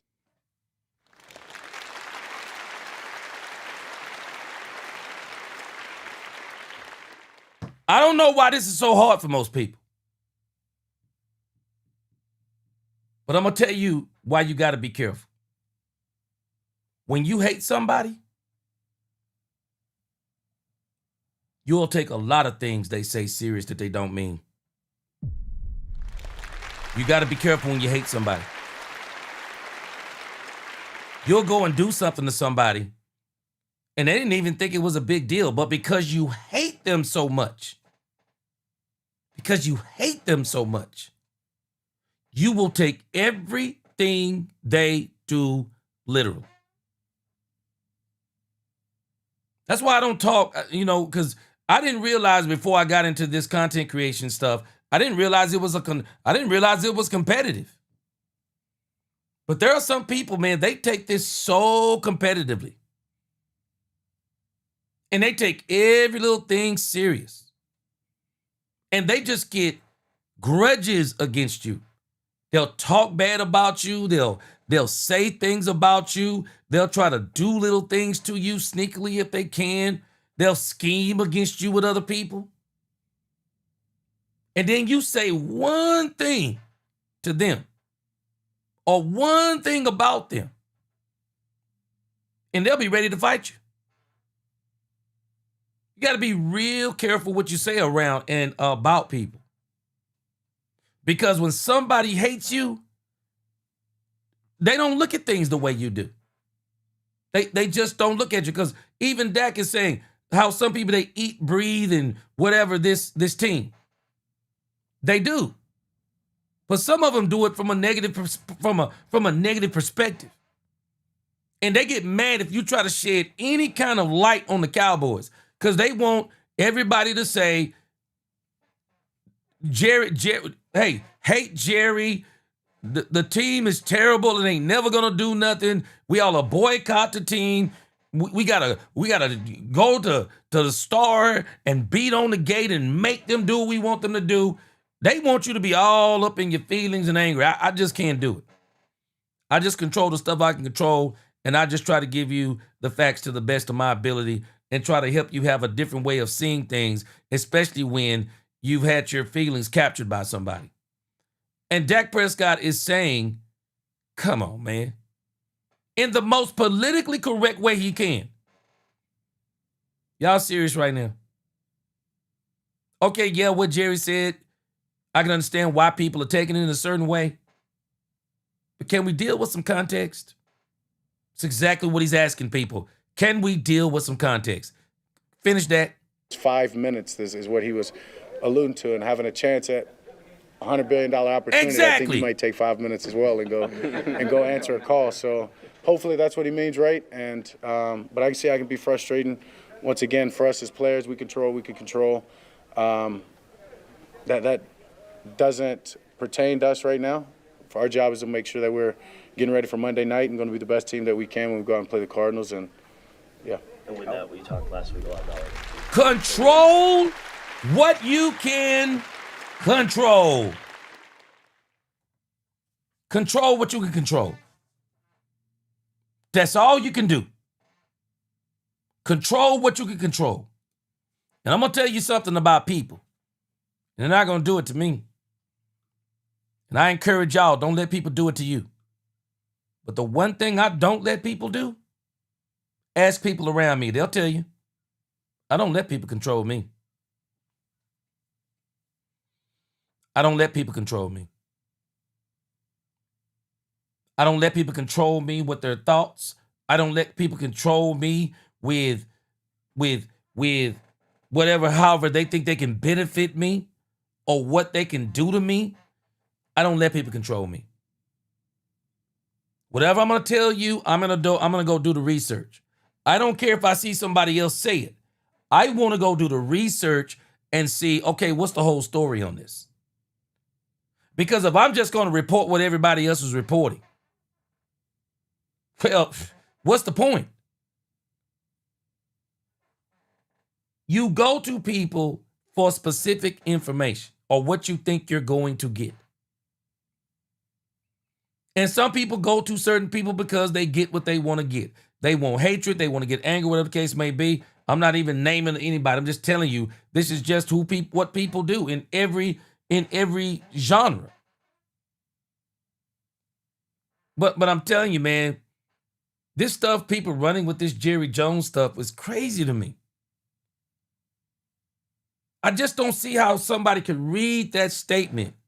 And even the way this guy asked that question, do you sympathize with the fan base for being angry about comments that Jerry had in an article where the article was about? Now, that's the part that freezes my brain.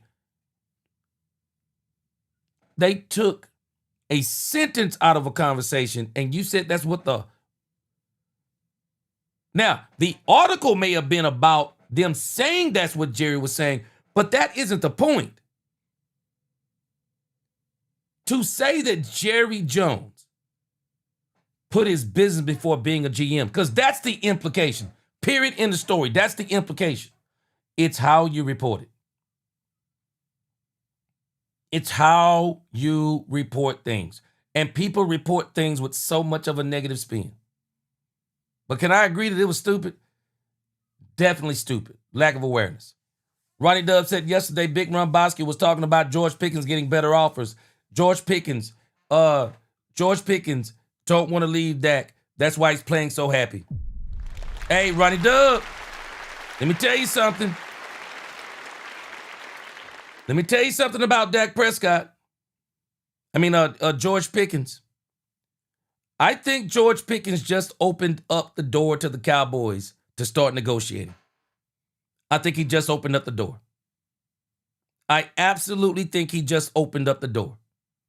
I didn't hear it, but again, I saw the quote unquote, I saw the headline on it. I saw the headline on somebody saying what George Pickens said. I think George Pickens is opening up the door for a negotiation with the Cowboys. Let me see how long Matt Eberflus is today. Let me tell you something though. Let's hear from George Pickens real quick. But I'm gonna let you hear something from Matt Eberflus at the beginning of his press conference. I haven't listened to, but I'm just looking at the headline of it. And I think I've seen a couple of headlines on X. It's one thing for the players to take accountability. But I just wonder how much cachet that Matt Eberflus has, because Matt Eberflus needs to be real careful about some of the things that he say, because these were the very things that had those players over in Chicago fired up against him. But let's check out George Pickens. They're going to ask him a question, I'm sure, about the contract. Check it out. A guy that flies around, him, Derwin James, type guys who try to cover a lot of ground, is very, dynamic on defense because they can be anywhere at any time. One thing Clayton Adams said about Buda is that he does unpredictable things, and that's what makes it difficult. Would you agree with that assessment? Yeah, I'd probably say the same thing. Like I said, he's everywhere all the time, so it's a good thing and a bad thing because, defense is all about coverages and schemes, so he can't be everywhere at once. But that's one of the things that he loves to do. Offensively, what do you think is – there's several factors, but what do you think are one of the biggest takeaways as far as – because you guys on the road, you're averaging just over 24 points a game, but at home you're averaging over 41 points a game. What do you feel, other than home field advantage, what do you feel kind of plays into that? I feel like bringing your own energy, definitely when we have an away game, like you said, when we're in somebody else's territory, kind of bring our own energy, bring our own juice, and then try to figure out where it goes from there. And then when we're at home, keep home, try to, never want nobody to come in and take. Well, I can tell you this. He said, bring your own juice. I don't know what he was on, but whatever juice he was on, as long as it's not illegal, I'd love to have some, because George Pickens was fired up. George, speaking of energy, Rashadi got here, put the ping pong table in there, kind of wanted there to be some fun elements when it's so up and down. Yeah. Do you find that there is still a lightness to the move? Oh, definitely. And then stuff like that is really built for competition. So you always compete with somebody. And I feel like that aspect that Shotty put into the team is why we're always battling back or why we're always competing. How are you seeing guys keep it light other than ping pong? A lot of stuff. Some guys have, their own personal games besides ping pong. But me personally, I'm a ping ponger as well. So I can only kind of relate to that. George, you're a pending free agent here. Have you had the opportunity to really dive into the area and get to know Dallas-Fort Worth at all, from outside of just football? No, not really. I kind of been at Frisco for the most part, just around the team, around the guys. I'll probably go to a different location, like depending on who I'm with or somewhere like that. But me personally, I don't really know much besides like Arlington when we play in Frisco. How important is that for you? Super important. I want to kind of get to know other stuff, like I always said, but as of right now, just knowing the basis. Would you rather get a deal done now or wait till the offseason? I really don't. That's kind of up to like what he want to do. All I can do is just perform at my best. To be honest. Jerry. No. Have you had any discussions at all? No, not so far. But like I said, me personally, I'm just trying to get a dub, trying to stack victories, trying to get us to the playoffs, win, honestly. Having been traded once already, do you have any concerns with the trade deadline coming up about whether you'll be here after that? No, I kind of, like I said, I kind of don't get into that stuff. I can only like be where my feet is, you know what I mean? So I kind of just stay with the guys, practice with the guys, try to do my best, put my best foot forward. But no doubt you want to finish the season here, and you're comfortable in this group. Oh yeah, I wouldn't mind, definitely. How you can see the indecisive? Yeah, George, Pickens has opened up the negotiations. He ready.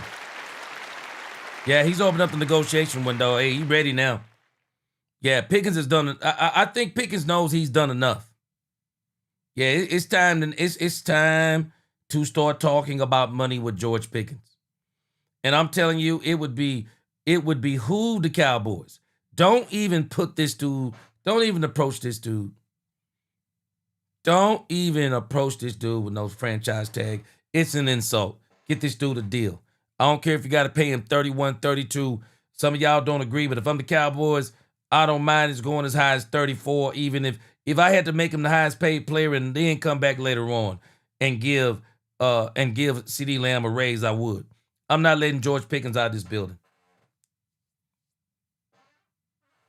I'm not going to do it. Quasi Blake, I agree with you. We can be true fans without being delusional. It's okay to criticize your sports teams without disrespecting them. I agree. Quasi Blake, you know that's gonna draw some bad blood. Man, ain't nobody buying nobody's shoes but Jordans. Shoes, the 1 through 12s? Man, the 1 through 12s? Shoe. Man. Anytime, boy. Anytime. Anytime them joints come out, boy, you gotta get them. Yeah, Smoke one for you. I said this the other day. You said we're all fans on this channel. Just know what we see and what is holding them back.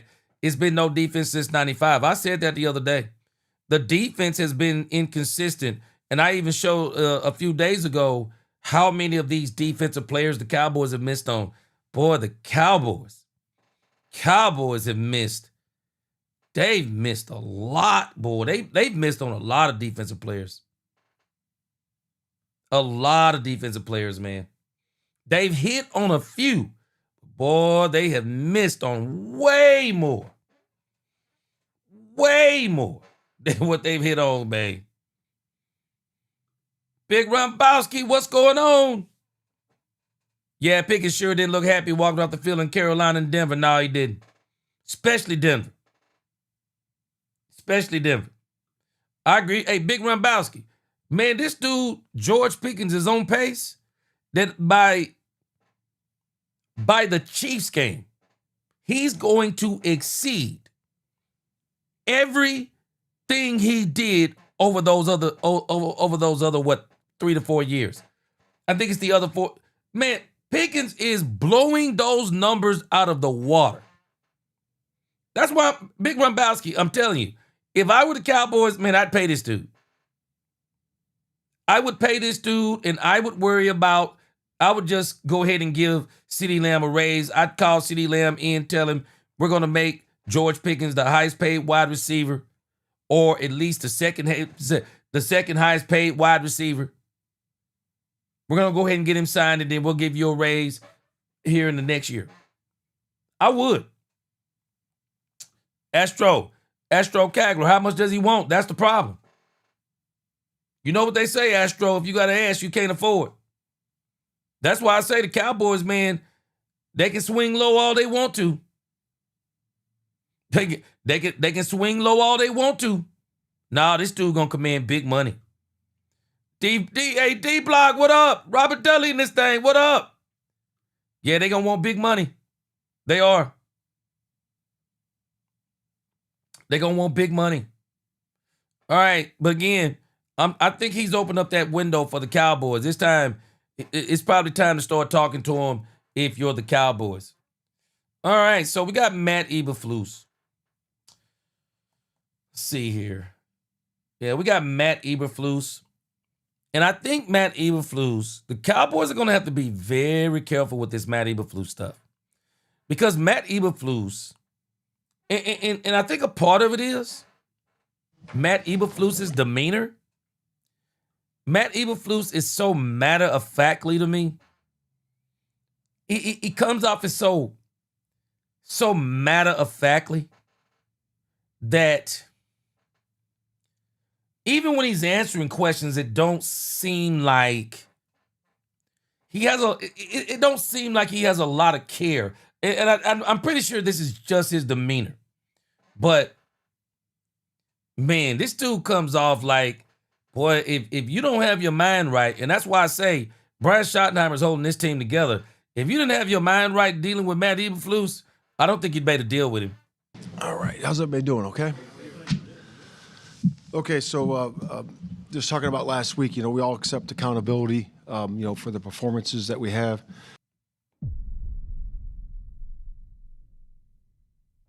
I'm telling you, this kind of talk right here, boy, this is, whoo. Boy, this kind of talk right here. It all depends on how they feel about this dude. And I'm just wondering, how do they feel about him? When he comes out and says, we all took responsibility. We'll see how much he says of responsibility he takes. And that's really what you can go by, the last performance. Sat in here last week, thought the guys were moving in the right direction, thought we were moving in the right direction, and last week didn't play as well as we wanted to.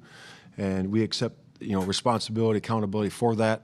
Looked at the tape and, the mistakes, the good things that happened, the mistakes that happened, and we all take accountability for that. And then you look at what you can adjust. The adjustments and the adaptability has got to be there, and we're doing that this week. And guys had a really good practice yesterday with those adjustments, so that's a good thing. And then really it all comes down to our, technique fundamentals, and then also the effort, and then the physicality, all the things that coach speak, and coaches talk about, but that's real, so it's always going to be there.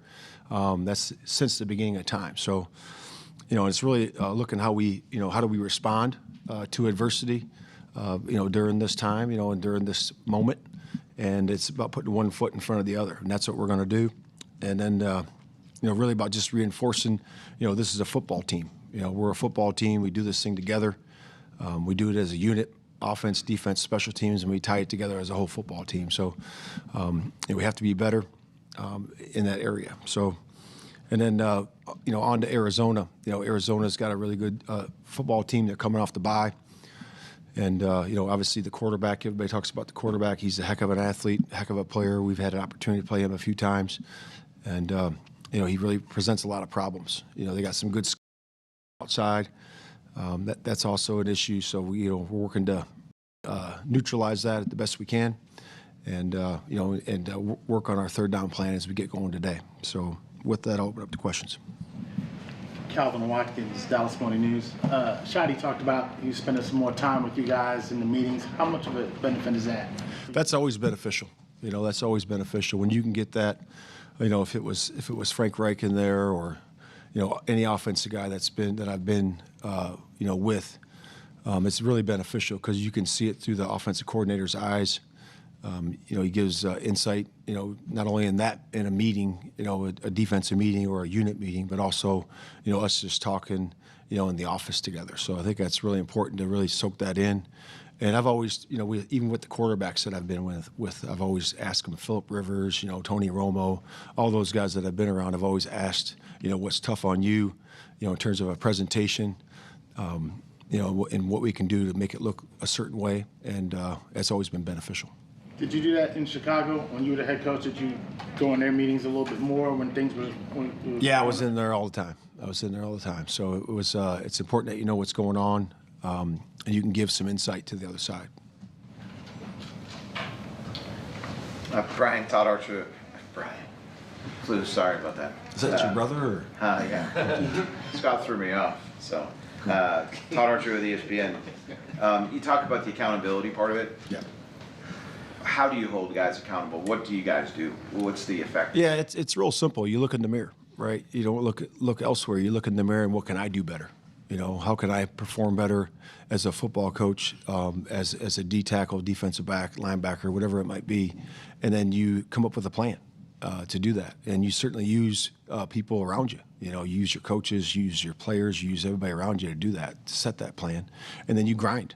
You grind to get better. You get better every single day you go out there, and you grow. And that's how you grow as a football team. How different has this played out the way you thought it would be coming into the season? Yeah, every year's different. Every year's different, and you are where you are. And the facts are the facts, and the realities are the realities, and we have to be better. And that's where we are right now.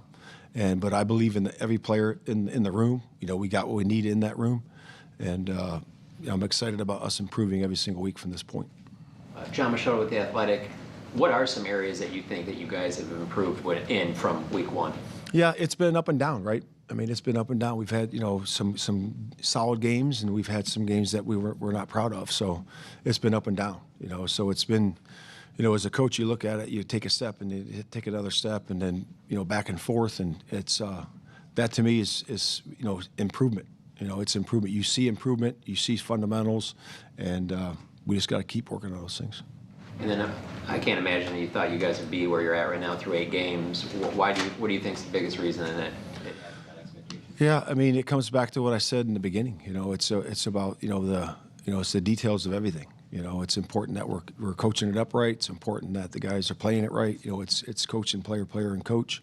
You really can't pinpoint one thing. It's a couple things, but it's important that we work on what we need to work on, in terms of that. It's be it the run game or the pass game or the details of each. Nick Harris, forward star Telegram, your defensive front against Denver, didn't touch Bo Nix until the fourth quarter, didn't register a QB hit until the fourth quarter. In the run game, there were some issues too. What do you attribute that to, and what's been the teaching points this week? Yeah, I mean, obviously we want to have hits on the quarterback. We want to have pressure on the quarterback. Some of that's ball out quick, but it's really about the pressure game, being able to pressure with the front four, and then being able to pressure with the 5 or 6, whatever you're going to send. But I can do a better job there for sure. And Shotty talked yesterday about how you guys are going to use the extra day on Friday to work some more film work and mock game stuff. Yep. What does that look like on the defensive side of the ball for you tomorrow? Yeah, just reviewing what we did the first couple of days. So we'll do our first and second down. We'll touch that and do our third downs that we're going to do today. We'll get a good number of plays in there and just hone in on the details of the calls. You think that extra day comes at a good time for you guys? I do. It's always good to have a bonus day. You get a chance to work and really get the details in there. Make sure guys clearly understand, by asking questions, in the meeting and having them give it back to you. That's always an important part with coaching, and you can see where they are. Joe Hoyt, Dallas Morning News. We talk all the time about what 3 DCs in 3 years can be from a scheme standpoint for a defense. In terms of development of players drafted within the last 3 years, how can that affect that? Say that again. In terms of developing the players drafted the last 3 years, yeah. And when you have 3 DCs in 3 years, how can that affect potential development for these guys? Yeah, I mean, it's every year is different, right? You get so many new players every single year, so I don't really make an excuse or an explanation there. I really don't, because you come in every year. I've come in. You come in a first year and you're a top 10 defense. That's happened. So to me, it's about working with the guys that you have, having continuity with the group that you have, having the guys play next to each other, that's important. And that hasn't happened as much as I would like, in terms of injury, and it's nobody's fault. But I just think that the continuity piece of it is big, and guys working together. You have some rookies that are taking larger roles and other guys that maybe, because of injuries have to take larger roles as well. How do you go about trying to develop them mid-season and kind of get the most out of them while they're pressed into roles that they might have not expected? Yeah, I think as a coach, you want to develop the entire roster. We know injuries are going to happen, and it's important that a coach, and we understand that, and we do, that we develop the entire roster. If it's a practice squad guy or if it's a guy that's been a backup and all of a sudden he's starting. The guys are well aware of that. In the NFL, you think you're down and all of a sudden you're up and you're playing. So it's important that they do understand that, and we as coaches develop that way. Tommy Arsh, DallasCowboys.com. When opposing offenses are getting their linemen to the second level, how do you nullify that? And when you do have a linebacker that's caught on a guard or a tackle, what's the coaching point to try and get off of that? You talking about screens? Screens or there's about a pitch to Harvey last week where guys climbed and got up there. Yeah, when an offensive lineman jumps up like that, somebody in the front line's free. Or on a one-on-one, so they got to win their one-on-one. And I assume you're talking about the run plays. Yes. Yeah. So when that happens, you got to have overlaps by your defensive linemen, and they're on a one-on-one. So that's important. You can do a good job with the linebackers in terms of foot faking, and then coming behind. But if you go behind, you got to make the play. So there's a couple of things there. But when they jump that fast, it comes down to guys owning their gap. And then you've played some good tight ends this year already. What difference does McBride present in terms of what he can do? Yeah, he's one of the best in the league. We all know that. He's very strong at the. I'm gonna tell y'all now, if the Cowboys get a linebacker, y'all better understand that is a Matt Eberflus piece. Matt Eberflus's defenses are predicated, and the Cowboys seem to have boiled this down. Matt Eberflus's defenses are predicated upon the play of the linebackers. That's what they're predicated upon. And so, the Cowboys getting a linebacker, that's all about Matt Eberflus. That is all about Matt Eberflus. And I know some of us want Matt Eberflus fired. But I just don't think it's going to happen because the Cowboys have already said the mistake that they've made is 3 defensive coordinators in 3 years. I don't think they're going to make that mistake again. Now, some of us may say the mistake is keeping him and letting him get another year. But I can tell you this. They're going to give this dude another year. I'm telling you, I think they're going to give Matt Eberflus another year. Y'all might as well get ready. The linebacker is about Matt Eberflus, and I'm going to show you here in just a moment. Catch point, and he's strong after the catch. So that's the biggest thing. He's got a big body, got a big catch radius. He's strong player, a really good player. And he's a better blocker than people give him credit for. He's really good in the blocking game, in the scheme, that part of his game. So yeah, I've always admired his game. Christy Scales, Cowboys Radio 105.3, The Fan. Matt, when Jonathan Gannon was one of your position coaches in Indy, could you see that he was fast tracking for DC and ultimately head coach? And if so, what traits did you see then that are reflected in his Well, the first time, when I interview coaches, I bring them in and I tell them, a few things. I said, teach me one of your defenses, and I'm going to teach you, something we do. You got to teach it back to me. And then I talk to them about, fundamental drills. They always, bring us a change of clothes, and then we'll go out on the grass and we'll talk about fundamentals and drills and exactly how you teach press technique, exactly how you teach force, all those types of things. And we got done with the first 2 segments of, him teach me, I teach him, that part of thing. And then I said, hey, go change, and then we'll go out on the turf and go to the fundamentals. And I literally told that to Jonathan Gannon, and it seemed like it was 30 seconds. He was in a suit and he's in his sweats in 30 seconds. I was like, dang, That's fast. So he's a fast-minded guy. He's very, very sharp. He's good with the play, very good with the players. He's made a really fast rise, in the profession, and that does not surprise me. He's a wonderful human being, a wonderful guy, also, and he's got a beautiful family too. So it was a pleasure to work with him, and he's a good friend. Garrett Podell, CBS Sports. Hey, Matt. A lot of the players, they say, you said you had a good practice yesterday. They're really, understanding what you're teaching them, but then the execution of those things hasn't shown up on game day. Why do you think that is, and how is that able to be fixed? Yeah, all you can do is go by what you did yesterday, right? So, the guys did have a good practice yesterday. They did have great understanding of the scheme, and we just got to do that one day at a time. So understanding or not of it is that we got to make sure that we just keep doing that day by day, and that's how you get better. Nick, how challenging has the safety health been, and what does that kind of look like this week, and trying to get guys like ready more, I guess, accustomed to that type of role?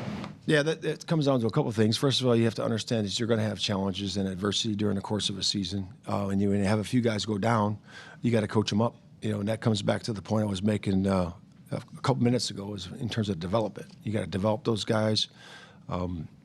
Zion was with us. Reddy was with us. A few last stop and stuff. So those guys have a good understanding of it. So we'll coach them up, and they'll be there. Todd. Shawty was talking about there would be changes personnel-wise this week. How big of a difference do you think the changes you can make? Yeah, I think they're when you make changes and adjustments, they have to be within the scheme. They got to be within the scheme and stuff the guys know. But you can also make subtle changes that 10-15% that are truly are different. So it's important that the guys stick to the fundamentals when they do that. I know I keep saying that word, but that's what wins. And that's important the guys do that. Is Ezeraku ready for more? Yeah, I've said it up here before. He's had a really good season. He's stacked games together. He's done a good job in terms of his basics. And he gets great pressure. He had a couple good pressures last week. He's had some good during the course of the year. He got the one versus Washington on a game we were running.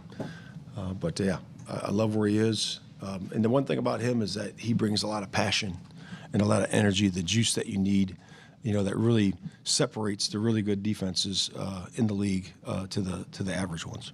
Right. Brad Sham, Cowboys Radio 105.3 The Fan. Matt, do you think every player can play every scheme?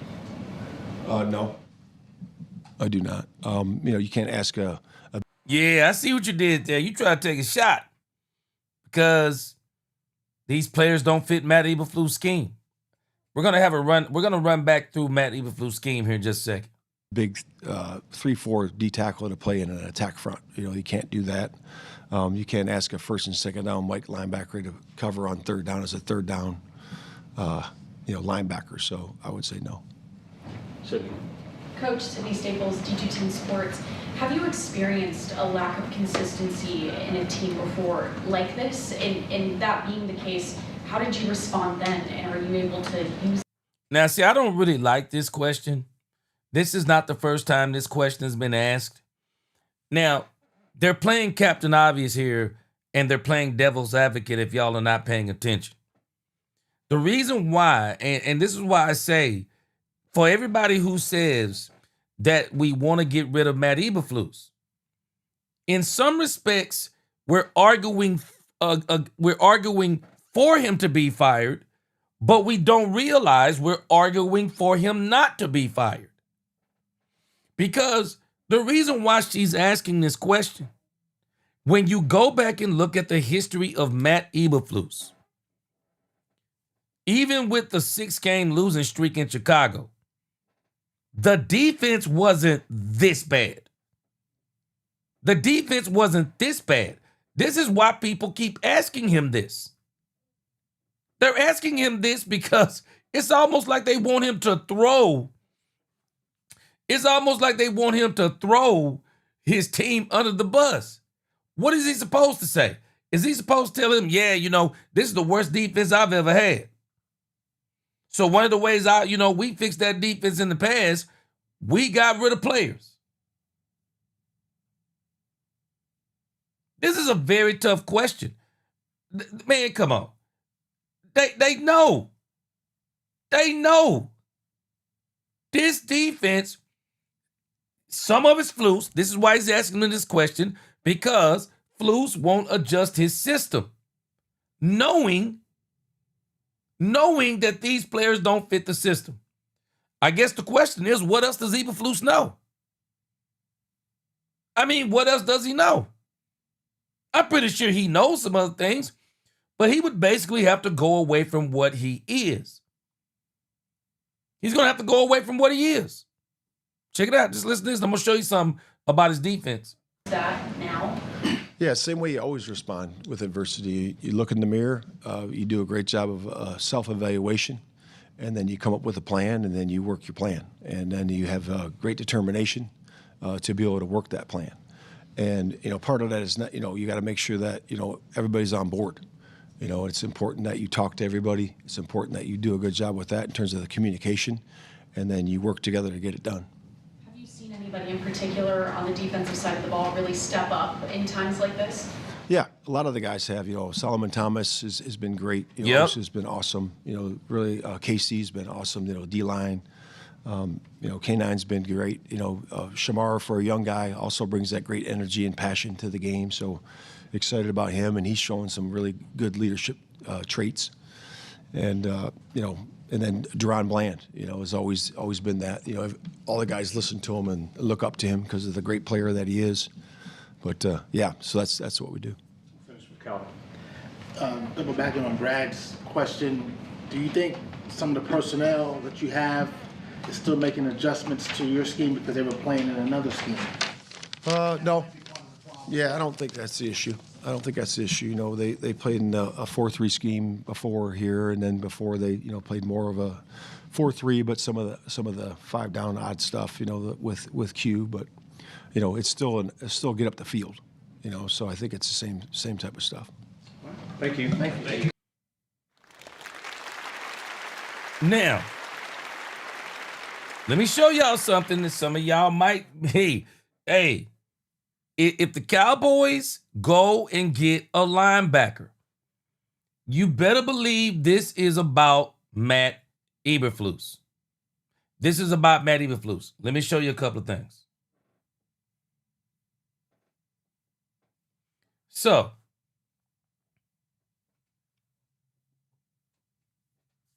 in Matt Eberflus's defensive scheme, linebackers are critical for success, functioning as versatile playmakers who must excel at both stopping the run and dropping into pass coverage. Says as a coach rooted in the traditional 4-3 defense, Eberflus relies on his linebackers to trigger downhill and make plays, especially since his system prioritizes generating pressure with the defensive line rather than heavy blitzing. Now, let's think about this. With Michael Parsons here, that pressure would have been here. Now, what the Cowboys thought is that if they traded Michael Parsons, that between Dante Fowler, Sam Williams, Donovan Ezeraku, and James Houston, while they might not be, no, let me not say might, they wouldn't be able to take the place of Michael Parsons. They wouldn't be able to produce individually, but they would be able to maybe produce collectively, where you only had one pass rusher with Michael, maybe having 2 coming from opposite sides could fill in for some of the loss of Michael Parsons. Only problem is Dante Fowler's been a disappointment. Sam Williams has been Sam Williams. Sam Williams, I think, is about to be disciplined by the NFL. And so James Houston has been a pleasant surprise. Donovan Ezeraku has continued to ramp it up and has gotten better and better every single week. And then, of course, we have, Jadeveon Clowney is getting better by the game. And so the Cowboys' pass rush, it will improve. I believe it will improve. It'll get better this week, and it'll probably improve after the bye week. But the linebackers if the linebacking play for this team don't improve, it's just going to continue to be more of the same. It says here, the run defense, the linebackers are responsible for aggressively filling the gaps to shut down the run. In a 4-3 formation, the middle Mike linebacker attacks the A gap, while the weak side wheel linebacker focuses on the backside B gap. This relies on the defensive line occupying offensive linemen, freeing up the linebackers to make tackles. Linebacking play has been terrible. Murray's been terrible. Sanborn, terrible. Shamar James, rookie, plays well, but he's got a lot to learn. For whatever reason, there's something not there, I guess they feel like, with Maurice Leofow, not understanding that part. Damone Clark, he's being Damone Clark, couldn't get on the field for Mike Zimmer. Is not making much of an impact this year. It says zone pass coverage. Look at this. Eberflus's simplified zone heavy scheme requires linebackers with excellent instincts and range to drop into specific zones in a Tampa 2 defense. A common zone scheme for Eberflus. The middle linebacker is tasked with dropping deep to cover the middle of the field. The Cowboys may be looking at a different, and we'll see, but I wouldn't be surprised the Cowboys are if they are looking for a middle linebacker. Because Murray hasn't been it. If they're looking for linebacker, this is what they're looking for. Takeaways. Generating turnovers is a core tenet of Eberflus's hits philosophy, and the linebackers play a key role in forcing fumbles and picking off passes over the middle.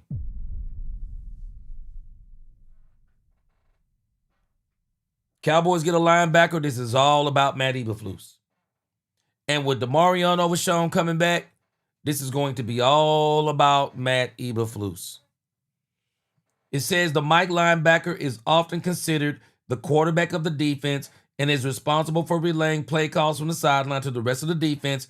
Their ability to quick read the offense and make pre-snap adjustments is vital for the entire unit's success. Cowboys don't have that linebacker.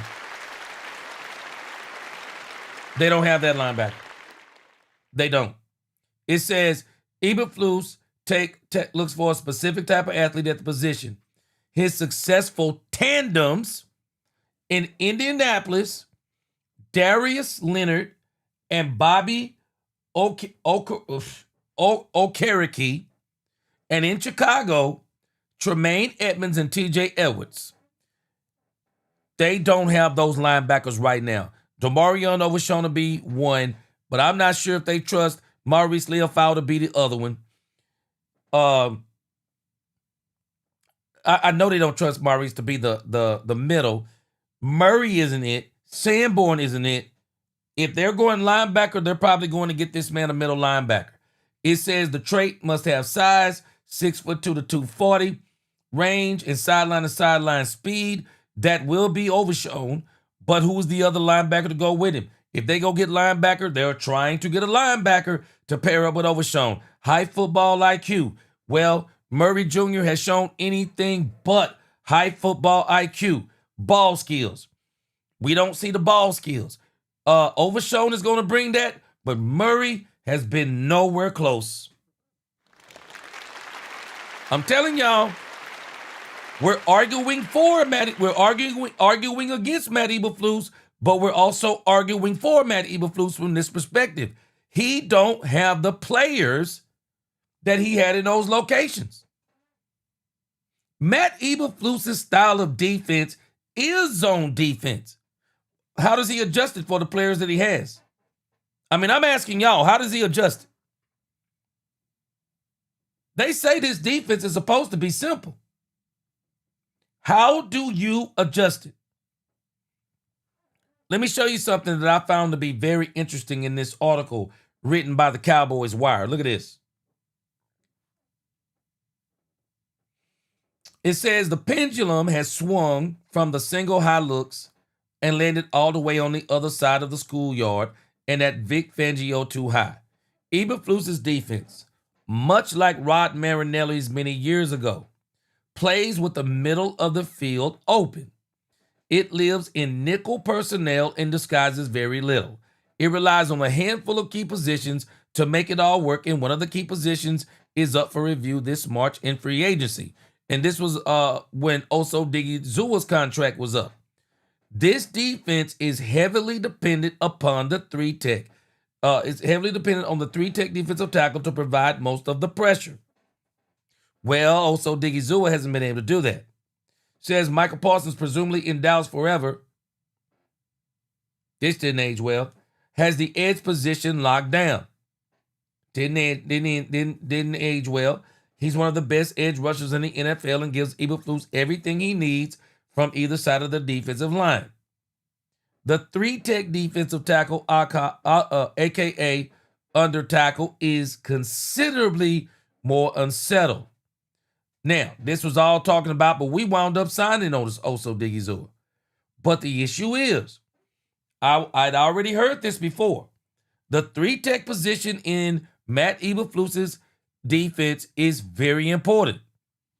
And so far, and now there are articles starting to be written about this. They're starting to be written about this. People are already writing about the Cowboys may have wasted their money on Osa Odigizua. They're already talking about this. The Cowboys may have wasted their money on Oso Digizua because he is not doing what he is supposed to be doing inside of the Matt Eberflus defense. And so I think there is help for the defensive line of the Cowboys. I think it is going to get better. I'm not saying it's going to be Michael Parsons' level of pass rush better, but I could live with the defensive line. But I think the biggest struggle is the linebackers and it's the secondary. That is the biggest struggle. We had two man corners who can't play Eberflus system. Now, I think Elam can play zone. I think Elam can play zone better than Trevon Diggs. Trevon Diggs thrives in man-to-man. But Bland, I think he can play zone. Now, Mills 36, he told us about this. Savon Revel Jr. is more of a zone cornerback. I do think the Cowboys could solidify the room, though, if they were to bring in, I know some people don't like it, but Gilly can play zone. Gilly can play zone. I don't even think Elam plays well in zone. Because the way he was looking in training camp is so different than how he's looking now. But the Cowboys, in the grand scheme of things, they have a bunch of players that don't fit the Matt Eberflus scheme. And as much as we want to get rid of Matt Eberflus, I still say we're arguing for him while we're arguing against him. Because the reality is, he doesn't have the talent. He doesn't have the talent. I mean, we got to be honest. And you got to ask yourself, I mean, Jerry hired him. Wouldn't you think that Jerry has a responsibility to get him the players that he needs? Do you really want him to adjust? Yes, I do. I want him to adjust. But at the end of the day, if he adjusts, he's no longer Matt Eberflus. I mean, he's basically running somebody else. I mean, he's basically running somebody else's defense because it's not going to be his.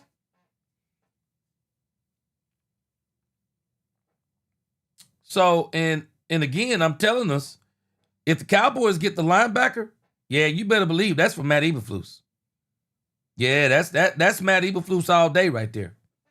because that is exactly what Matt Eberflus needs. How much better would this man's defense look with really good linebackers? How much better would it look? I'm asking. How much better would it look? I saw something else here I thought was really interesting. Let me see. So, check out this. I saw another article, and I thought this was interesting, written by Bob Sturm or something like that. But he wrote something very interesting that I think we can probably get with. Look at what he wrote. It says the Marinelli defense was less about blitzes, splash plays, and takeaways, and more about sound defense that attempted to limit big plays, make offenses work hard for everything, and fly to the ball like a bunch of crazed dogs. Now, this hasn't worked here so far, and I'm telling you, I said this when I made the second Matt Eberflus video. I said the issue is the Matt Eberflus defense is predicated upon having super studs all over the field. Don't believe me? Look at what this article says. It says, lots of zones and no blitzes. Play it safe and allow your guys to confirm the scheme by winning their matchups. The trouble is, they always seem to pour financial resources into the offense. Sound familiar? Sound familiar? How much money does the Cowboys have wrapped up on offense? Dak Prescott, big contract. CeeDee Lamb, big contract. Ty Smith, big contract. Terrence Steele, big contract. And it's only a matter of time that they're going to have to make a decision on Cooper Beebe, Tyler Guyton. Tyler Smith got a nice rookie contract. They're going to have to make a decision on the running back, whether they're going to extend Javonte Williams. I got a strange feeling they are. They're going to bust the bank on George Pickens. They're going to have a tremendous amount of money on the offensive side of the ball. Defensive side of the ball, the Cowboys have gotten money in Oso Digizua. They got money in Kenny Clark. They got money in Deron Bland. I'm trying to think. Other than them, maybe some in Malik Hooker, and they did do Marquise Bell, not a huge deal, but Cowboys have got to put some money on defense now. They've got to put some money on defense. They got to run Bland. Again, I forgot about Trevon Diggs. Cowboys have put a lot of money into Trevon Diggs, and it hadn't paid off. No knock on Trevon Diggs. He's hurt. But the money didn't pay off. And then you went and got not one, but two defensive coordinators that don't fit the big-time cornerback you paid. So now you got Matt Eberflus. Everything that I just read you about Matt Eberflus's defense, if we're being honest with ourselves, he don't have those players. Look at this. It says, play it safer and allow your guys to confirm the scheme by winning their matchups. It says the trouble is they seem to pour financial resources into the offense and the defense would get the leftovers. Now watch this. Unlike Seattle, Legion of Boom, anybody? San Francisco. You want to know why? You want to know why the San Francisco 49ers have been able to make it to the Super Bowl? The San Francisco 49ers. Kyle Shanahan should go down in history. This dude went to the Super Bowl with Jimmy Garoppolo. Jimmy Garoppolo. Then turns back around and goes to the Super Bowl again with Mr. Irrelevant. You want to know why they pulled that off? because they put money into their defense.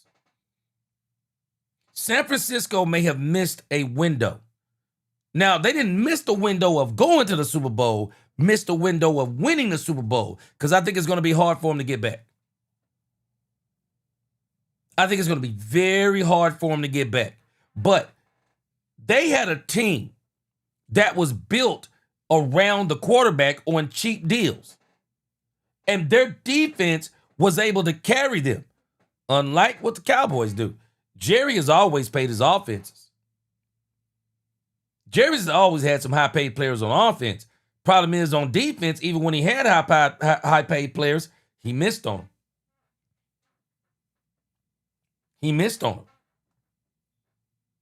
So this is saying this was one of the problems of the Rod Marinelli defenses. They didn't really spend the money on that side of the ball, and even when they did, they missed. They absolutely missed. Unlike Seattle, Super Bowl team, San Francisco, Super Bowl team. Isn't it strange? Both Seattle and San Francisco, when you think about it in the grand scheme of things. They didn't really go to, no, it's not really, they didn't go to the Super Bowl with Hall of Fame quarterbacks. And Russell Wilson will probably go to the Hall of Fame. There'll be a lot of people who will probably argue against it. But I'm just saying, man, the Cowboys, we can love it, like it, or hate it, but man, they went and got this dude. They went and got this dude, and they didn't put the players that fit the scheme. Now, I think they thought, but a lot of people were already saying that the doggone linebacking crew. I thought it was the biggest improvement of the offseason. But a lot of people are saying didn't even think the linebacking crew was good. Sanborn, Murray, Maurice Leofow, and Overshown. Overshown hasn't been there. So it's been atrocious without him. Chanel, the facts man. He said Bears total defense ranked 25th in yards allowed in 2025 season. Eberflus is known for zone-heavy scheme. Yep. Which can be effective, but is also criticized for giving up yards underneath. And that was one of the things that I talked about. Because Chanel, the one characteristic of his defense, he gives up a lot of yards. He'll give up long drives. And they call field goals victories. But like I said in the beginning, the problem with that defense, it requires super studs all over the field. All over the field. And just think about what we read in the beginning. I just want you to think about this. The type of linebacker that is required in this man's scheme. Ask yourself, do we have it? The one that stuck out to me, high football IQ. It's built on execution rather than complexity. Have y'all noticed the word they've been using? Execution. Linebackers must be intelligent and disciplined to quickly recognize offensive formations and execute their assignments without hesitation. They don't have those linebackers. Now, when Overshown come back, they'll have one of them. But you're still going to have a problem with who is the other one. Who's the other linebacker? This linebacker move, it's all about Matt Eberflus. The linebacking move, it's pointing towards Eberflus' thing. That's what it's pointing towards. That's what it's pointing towards. I think they're going to roll with it. Yeah, top world. I know. You know what? I don't think we want to admit this part, but he came to an already bad defense. And these zones, this is what he is. But, hey, top world, I can admit we overestimated the offseason moves. And we're going to do it again next year. You know what? We'll do it again next year because we look at the upside. We look at the upside, we look at the downside, and we pray for the best side to come out. But it don't always happen. It doesn't always happen. And so, man, I'm telling you, we're arguing against this dude, but at the same time, we're arguing for him. Because the reality is, man, he ain't got them players. Shoot, he ain't got them players they're describing. He don't have them players. And so, I got a strange feeling. I think the player they're trying to get, I still am holding pat. I'm standing pat on. I think the player they're trying to get, some people are saying it's a linebacker. I think the player they're trying to get is Max Crosby. I do. I think they're trying to get Max Crosby. That's who I think they're trying to get. I don't think they want Hendrickson. I think they'll take Hendrickson, but they're not going to give the Bengals. Man, ain't nobody giving the Bengals no first-round draft pick for Hendrickson. They're not doing it. They're not doing it.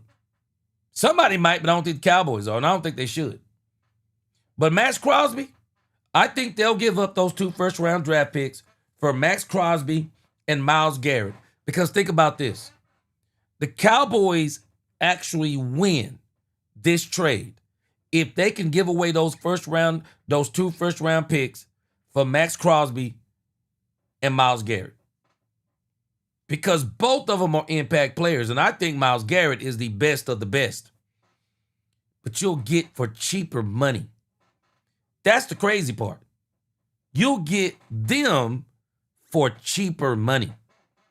You definitely getting Max Crosby for cheaper money. He was the first one got signed. You know you're getting him for cheaper money. Myles Garrett, you're getting him for cheaper money. So I think that's who they're going for. I don't know if that's who they're going to get, but I think that's who they're going for. I do.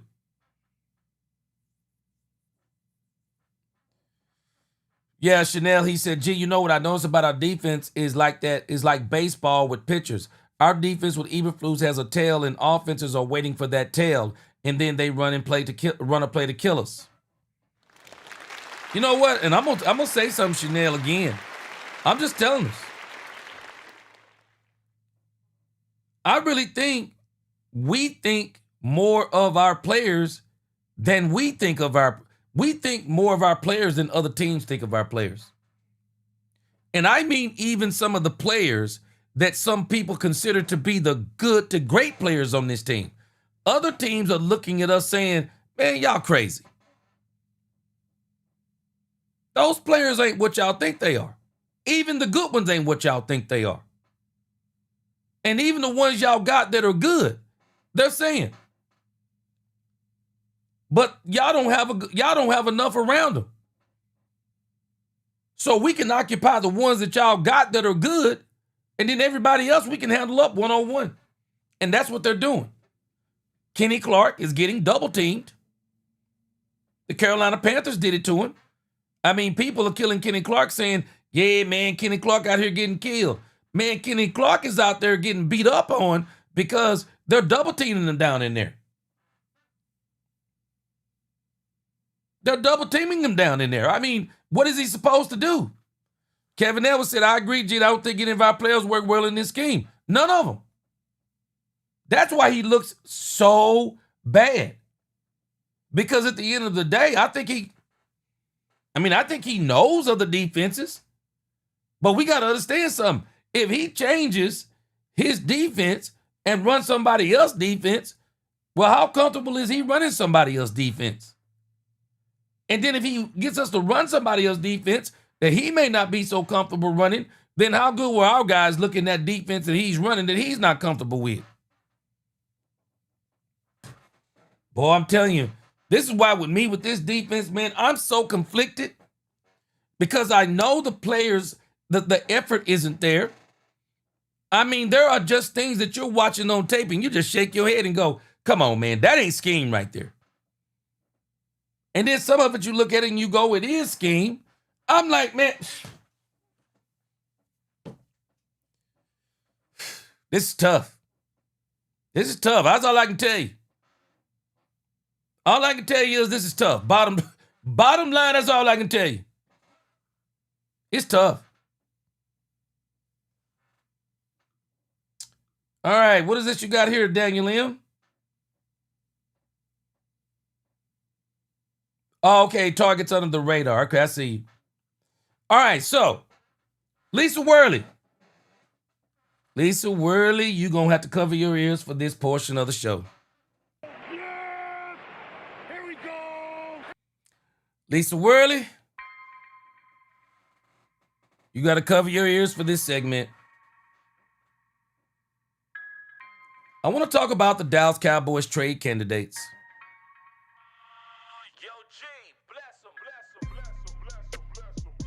The Cowboys might need to start considering trade packages, and they probably already have. I'm telling y'all, and this isn't a knock on him. This is actually a compliment to him. But Jalen Tolbert may be the best trade piece the Cowboys have.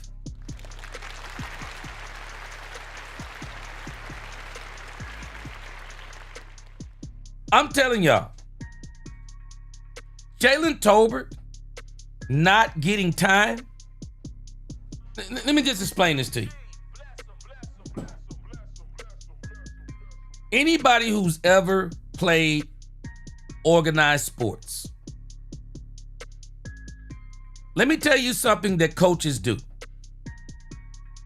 Something that coaches do, even when they be talking all this mumbo jumbo, compete every day. And I don't want to call it mumbo jumbo, but I'm just going to tell you.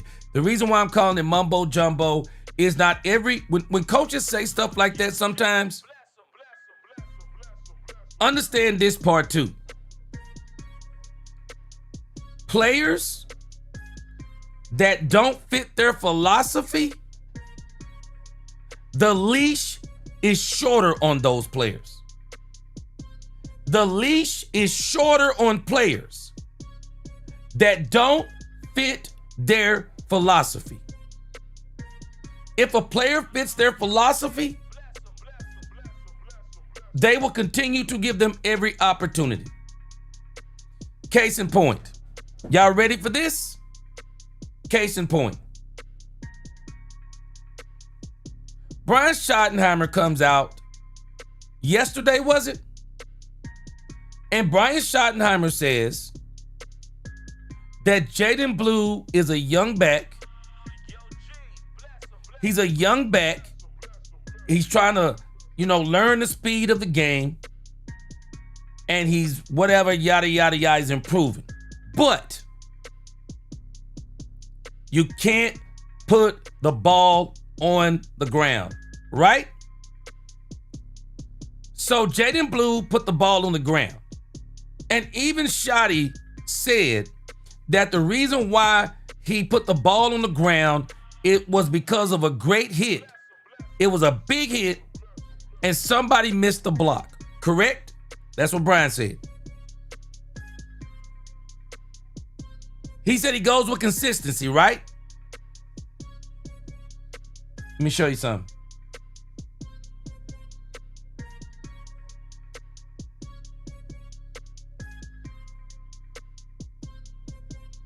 Y'all hang tight. Let me show you something.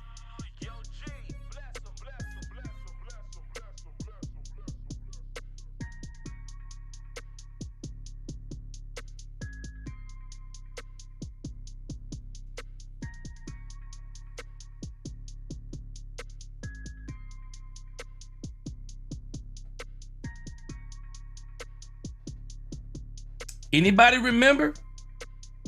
And I was trying to pull it up. Hold on a second. I want to see the headlines on it. Anybody remember what happened to Anybody remember what happened in Chicago?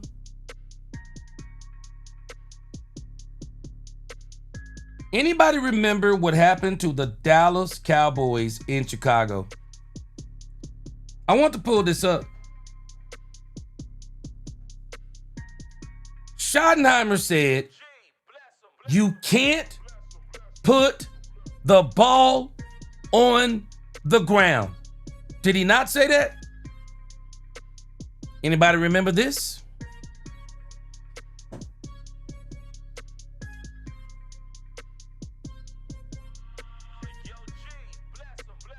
Javonte Williams' inexplicable fumble on opening drive. Anybody remember that? What game is that? Is that game 2? Anybody remember that?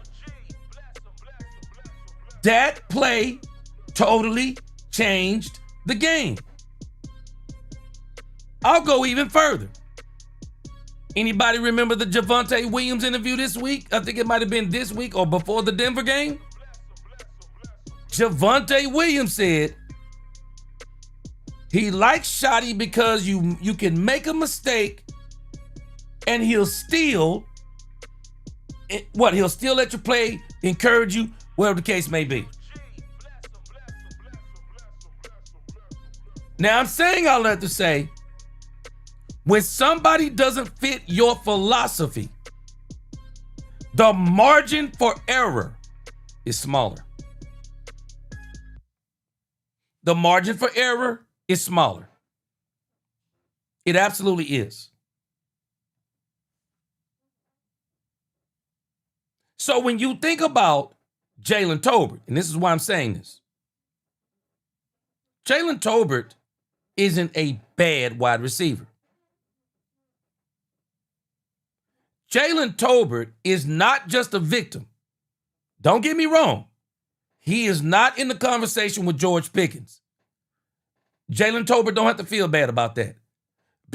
Because for me, George Pickens has entered into the top 7 conversation.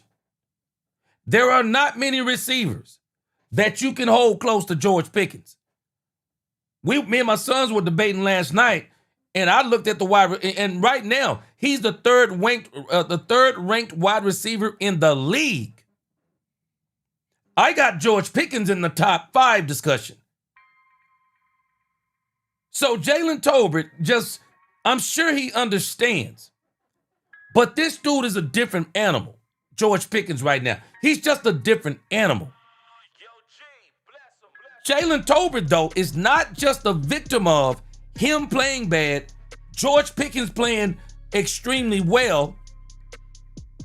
He's also a victim of Shotty's philosophy.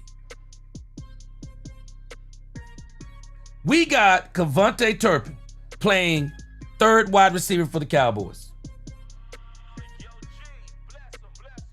Cavonte Turpin ain't done diddly squat. Cavonte Turpin ain't done diddly squat. I said it and I'm saying it again. They should not be playing him as a traditional 3rd wide receiver. But that's what Shotty wants to run.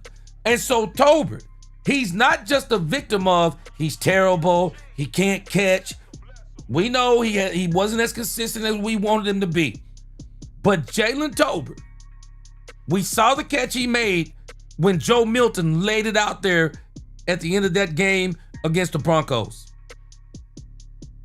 If you don't think there's another team out there that can use Jalen Tolbert, we're sadly mistaken. Jalen Tolbert, for me, I'm sorry, Lisa Worley, you know you're my sister. But Jalen Tolbert may absolutely be best trade piece the Cowboys have. Absolutely best trade piece the Cowboys have. If not the best, he's one of the best. He's one of the best. Jalen Tolbert is a great trade candidate for the Cowboys. He is somebody the Cowboys could package in a deal to where a team might say, yeah, you know what? Yeah, we go with that. Because I don't think the Cowboys are going to trade Terrence Steele. I don't think they're going to trade Oso Digizua. I don't think they're going to trade Brock Hoffman because they've used him this year. I don't now TJ Bass, they've used him this year, so it's a chance they might not. But I'll tell you another player that the Cowboys may absolutely be able to use is Luke Schoonmaker. Jalen Tolbert. I think he's probably the best trade candidate the Cowboys could put with a package. I wrote these down yesterday. Luke Schoonmaker. I think the Cowboys may be able to find a buyer for him. I think he might do better with another team. Luke Schoonmaker, like I said, TJ Bass. We got a couple of duds the Cowboys are not going to be able to do anything with. I would say Damone Clark, but I don't think anybody would give the Cowboys anything for Damone Clark. I don't think anybody would give the Cowboys anything for Sam Williams. Sam Williams is probably known right about now as a hothead and a hardhead around the league. Nobody's going to give the Cowboys anything for Trayvon Diggs, I believe. He's got too much money and his health, and as much as people are saying the Cowboys made this up about Trayvon Diggs, I don't know if you saw it on X today, but Trayvon Diggs was running around in a knee brace. Trayvon Diggs was running around in a knee brace.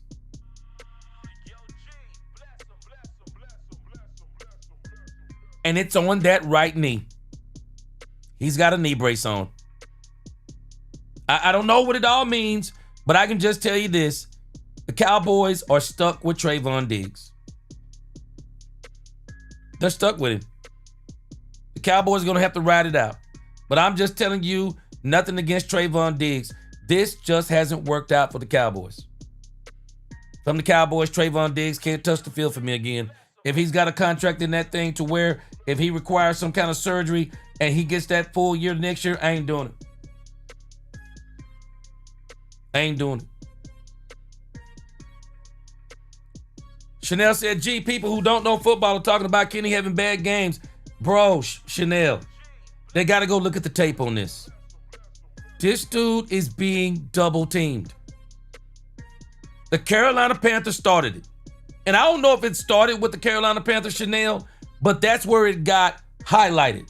Boy, you go back and look at the tape. Boy, them doggone, man, them dudes. Carolina was putting 2, sometimes even running 3 dudes on Kenny Clark. Yep. He's getting double teamed. They're double teaming the defensive tackles. In particular, Kenny Clark. Yeah, he's being doubled almost on all snaps because other teams have identified him as the hardest person or the toughest person on the D-line. Yep. Kevin Edwards, I'm telling you, man, it's right there on the tape if you look at it. Teams have just outsmarted the Cowboys. They've just outsmarted them, man. They've outsmarted them. Now, imagine this. This is why this defense, if you think about it, if they had a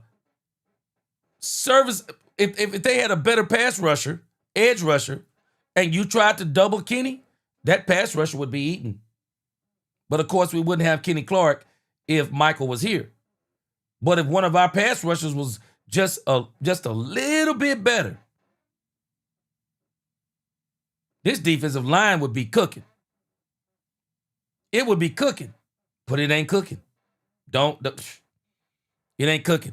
But again, man, Jalen Tolbert. No, this ain't bad what I'm saying about Jalen Tolbert. Jalen Tolbert may absolutely be, and let me tell you something. If y'all didn't notice Jalen Tolbert sitting on the bench yesterday, the look on his face, man, Jalen Tolbert ain't feeling this. No, Jalen ain't feeling this, man. Jalen is pretty upset. I also wouldn't be surprised. Now, I forgot to mention one other player. Mozzie Smith. Mozzie Smith. Now, let's look over here real quick. Ricky Scoops got everybody excited over on X. Ricky got everybody excited. Ricky is over here reporting. Boo! The Cowboys and the 49ers are both expected to add defensive linemen before Tuesday's trade deadline. And I think everybody is looking at Jeffrey Simmons or Quinnen Williams.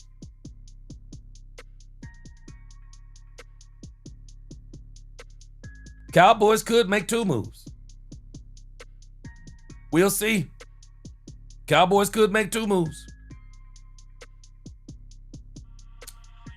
Researcher, friend of mine on X.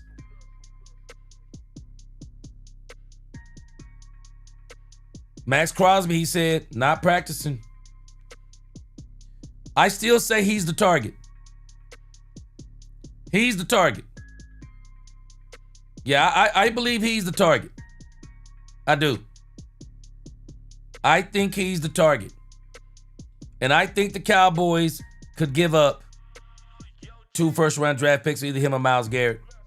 Cowboys Wire, they're reporting, I saw this today. Cowboys may have made an $80 million mistake in defensive signing of Oso Digizua.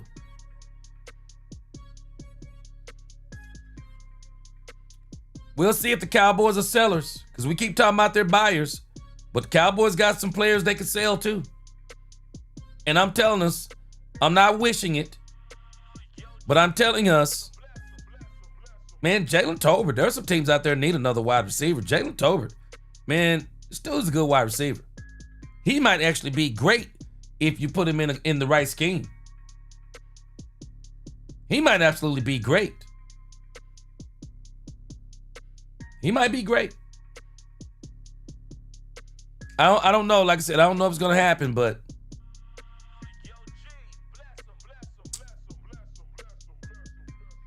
and then, of course, you got over here, ESPN is talking about the top trade candidates. Now, Lisa Worley, you can give a sigh of relief. If I'm not mistaken, Jalen Tolbert is not on this list. I'm just saying this from my perspective.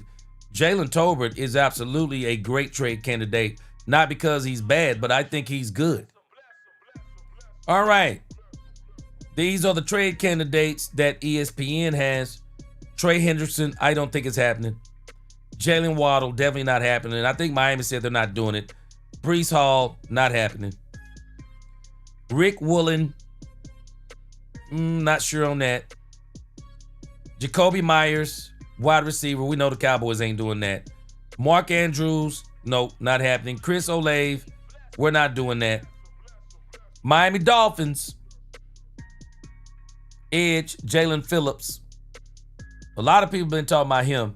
Alontae Taylor, cornerback, Dallas Cowboys. They're one of the people. Jermaine Johnson, Logan Wilson. Yeah, I was about to say the Cowboys got to be on this. Yeah.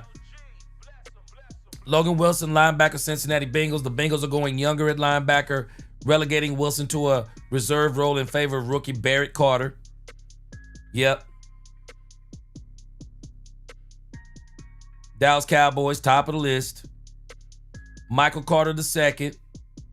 Let's see. Arden Key, edge. Cowboys are listed on there. Roger McCreary. If the Green Bay Packers are in the market for a cornerback, why don't they get Trayvon Diggs? I'm sure they would do that for Micah Parsons. I'm not even being funny. I think they might do that for Micah Parsons. I do. They might do it for him. Arnold Ebiketie, edge for the Falcons. Cowboys and the Bears on that. Edge, Packers. Kingsley in Egbari, I guess. Man, Russell Wilson. Ain't nobody gonna get. I'd be shocked if somebody get Russell Wilson. Let's see. Kirk Cousins is even on here. But we're gonna see. Dallas Cowboys, Christian Harris, linebacker.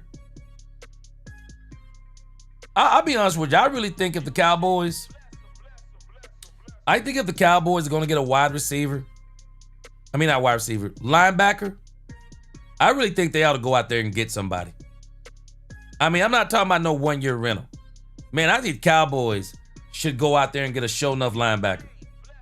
Get somebody, man. Don't just get some one-year rental or whatever the case may be, man. Go out there and get somebody. Go out there and get somebody, man. I'm telling us. What's up, Chris Dunaway? But again, I'm just telling you. Jalen Tolbert may absolutely be one of the best trade targets. He may be one of the best trade pieces that nobody's talking about for the Cowboys. And as much as the Cowboys are playing him right now, shoot. I'm not saying if I was Jalen Tolbert, I'd go to the front office and say, hey, I want to be traded. But I tell you this, shoot, if they wanted to trade me, I wouldn't be crying about it if I'm gonna go get if I'm gonna be put in a position to where I can be the number 2. If I'm not mistaken, the Raiders need a wide receiver. If I'm not mistaken, the Raiders need a wide receiver. And again, hey, Lisa, this ain't about Tolbert being bad. Tolbert is a good receiver. Man, Tolbert might absolutely be good on another team. Because I don't think he's a victim of Tolbert isn't good. If you've ever played organized sports, sometimes, man, you fall victim to a coach that no matter how good you may be, if his philosophy, if you don't fit his offensive or defensive philosophy, he may very well, the leash is very short. The margin for error, very short. Because, why? Somebody that fits their philosophy, they're going to give them more opportunities. Because I'm telling you, I said it yesterday, man, Brian has been real hard on Jaden Blue. Maybe some of that is what he's seeing, but I don't think it's as much as what he's seeing as much as he likes those, he calls them big backs. He likes those big power backs. That's not what Jaden Blue is. And I think he's using them wrong. Edges, screens, passing game. I don't want to see him getting Javonte Williams type snaps. He doesn't even have to be the running back duo, especially at this point. Just utilize the speed if you can. That's all I'm saying. Just utilize the speed. But some of this stuff with him, I don't know if it is as much that Jaden Blue isn't good. He don't fit the philosophy either. And that is what you call the proverbial double whammy. That is the proverbial double whammy. And so Jalen Tolbert, man, he's a victim of an elite level wide receiver. George Pickens is doing this to any wide receiver in the league, with the exception of Jefferson, Chase, and Lamb. And I'm telling you, the way he playing right now, shoo. The Cowboys out. Cowboys got to stop this balance stuff. If teams are not going to stop George Pickens, well, doggone it, don't let them stop George Pickens. And then when they stop George Pickens, tear him up with CeeDee Lamb. Tear him up. But the Cowboys got to stop the balance stuff. They got to get teams off balance. They got to, hey, we're going to go to whoever you got the weakest, whichever the weakest corner you got on our wide receivers, we're going to tear you up. Shoot, Sean Payton, like I told y'all the other day, shoot, Trackways Bridges, Bet you Sean Payton still emailing him. Shoot, Sean Payton sending them text messages and everything. He asked him, how I got your phone. How you get my phone number? He told him, he told him, don't worry about that. I knew where you was on Sunday, and everywhere you was, I went, and I know where you are now. Shoot, I'm telling you. Cowboys got to start doing that. Man, look on the field. When you see a mismatch out there, exploit it. Exploit it. Cowboys got to really make that drive, man, on George Pickens.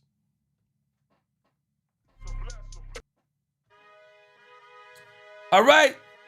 So tomorrow we're going to start our Cardinal coverage. We're going all in on the Cardinals.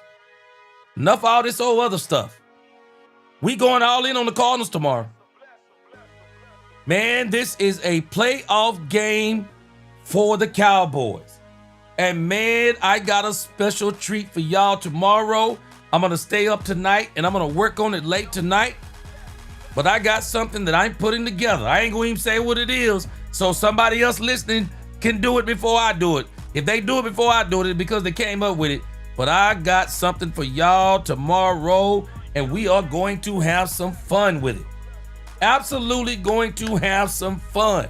So we'll get to that Cardinals versus Cowboys. We're going to get knee deep into that tomorrow. But man, I'm telling you, the internet or X is a buzz. It's amazing to me. Boy, people can hate on Jerry Jones 1 minute, and then the next minute they're excited because the Cowboys are about to make a move. Boy, I'm telling you, want to talk about fair weather.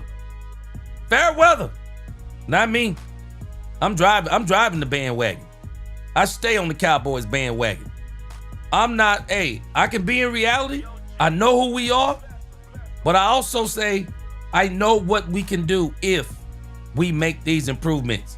And I'm telling you this, the Cowboys got to weather the storm this week. They got to stay true to what they've been doing. They got to score 40 points at home, because I'm telling y'all, I don't even think with our bad defense, I don't think they can get more than 40 points in Dallas. I don't think Arizona can get more than 4 points in Dallas. So I'm excited. It sounds like everybody's talking about the Cowboys about to do something big. They about to do something big. Now, a lot of us, we've already been preaching this. We already thought the Cowboys were going to get a player. I've been saying this. I already thought the Cowboys were going to get a player. Question is, who are they going to get? Let me see here. Javonte Season. Man, let me tell you. I believe this is what the Cowboys are after. And if it is true, I don't know if this is true. I saw an advertisement for this, and I'm struggling with this. I'm like, wait a minute. Jerry Jones is going on the Stephen A. Smith show on September the 3rd. I saw the advertisement for this, and I'm still struggling on if it's real. Have y'all seen this advertisement? I'm struggling on whether or not this is real. Let me see. Man, this thing is circulating. Let me see here. This thing is circulating on the internet. Y'all tell me if this is real. Tatiana, welcome back to the congregation. What's going on? Man, y'all tell me if y'all know if this is true or not. Stephen A. Smith, DeMarcus Ware, and Jerry Jones. I don't know if this is true or not. But this is going to be November the 3rd. If this is going to be November the 3rd, people are saying stuff like Jerry's going to come out here and say he was wrong. Man, I ain't buying that. I am not buying that Jerry, the day before the draft is over, that Jerry going to go on the Stephen A. Smith show and tell the world he's wrong. I'm not buying this. I'm not buying this. This has to be about something bigger than that. It has to be. If Jerry is going on here, Jerry is starting something brand new. Jerry is going to do something that no other team and some teams will probably start following suit. I will not be surprised that Jerry Jones is going on Stephen A. Smith's show to announce who the Cowboys are going to get at the trade deadline. And then before you know it, this is going to become a trend. This will become a trend, and teams are going to start making the trade deadline big in the NFL, similar to how it is in the NBA. I think the Cowboys, I think this is who they're going for. Y'all tell me what you think. This is what I think they're going for. I think they're trying to go with these two guys. They're trying to go with one of these guys. I don't know if they're going to be able to do it, but again, I think the Cowboys are going to circle the block. I think the Cowboys made an offer the first time, probably swung with one first rounder and probably swung with one first rounder and maybe a third or something. Shoot, I think they gon'. Okay, Chanel, I got you. Yes, sir. Chanel22@gmail.com. Yes, sir, I got you. Hey, y'all tell me. I think the Cowboys, I think this is what they're going for. I'm not saying they're going to get it, but I think they're going to circle this block. Jerry's already said, deadlines get deals done. Jerry going to circle the block on this joint. Shoot. Jerry going to circle the block on this joint. He gonna try to make this happen, I believe. I do. I believe he's gonna try to make it happen. I'm not telling you it's gonna happen, but I think Jerry gonna try to make this thing happen. I think that's what he is going for. Shoot. Man, next Tuesday. Hey, Tuesday gonna be fire, y'all. Hey, Lisa Worley, don't you worry. Cowboys ain't listening to me. Don't you even get all worked up. Cowboys ain't listening to me. They ain't listening to me. I'm not one of them people who think the Cowboys are hanging on everything that some content creators say. Man, I ain't believing that. Lisa Worley, you all right. Janet Tobin's a great player. I just think he's a great trade piece for the Cowboys. And I don't think the Cowboys are utilizing it. And I don't think it's all because he ain't no good. I think he's a victim of he don't fit what they're trying to do. He don't fit it. And I'm telling you, if you've ever played organized sports, there are so many people that get left behind sometimes. They don't get left behind. They don't get left behind because they're not good. Man, sometimes people get left behind because they don't fit another person's scheme. Just happens. It happens on every level. But Cowboys are not utilizing this man. They're not utilizing. But again, Cowboy fans, this is who I think they're looking for. Let me tell y'all something. Jerry Jones lands one of these two players. I don't want to hear another negative word about Jerry Jones. Boy, I better not hear another mumbling negative word about Jerry Jones. If they pull off Myles Garrett,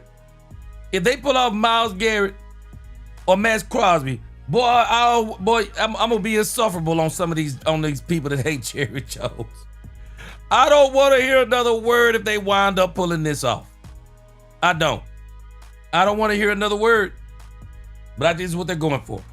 All right, guys, we're gonna be Arizona Cardinals tomorrow, and another big thing that another big story I'm working on. Feeling real good. Cowboys victory on Monday, man. I'm feeling real good. Y'all should too. 3-4-1. It is time for the road to the playoffs, and it begins with the Arizona Cardinals. Appreciate y'all. Rock it with me. Rock with me to the end. Tell me what you think in the comments tonight. Like, share, subscribe, hit that notification bell. Until the next time, DC4L, God bless. Let's talk Cowboys and we talk facts. Peace.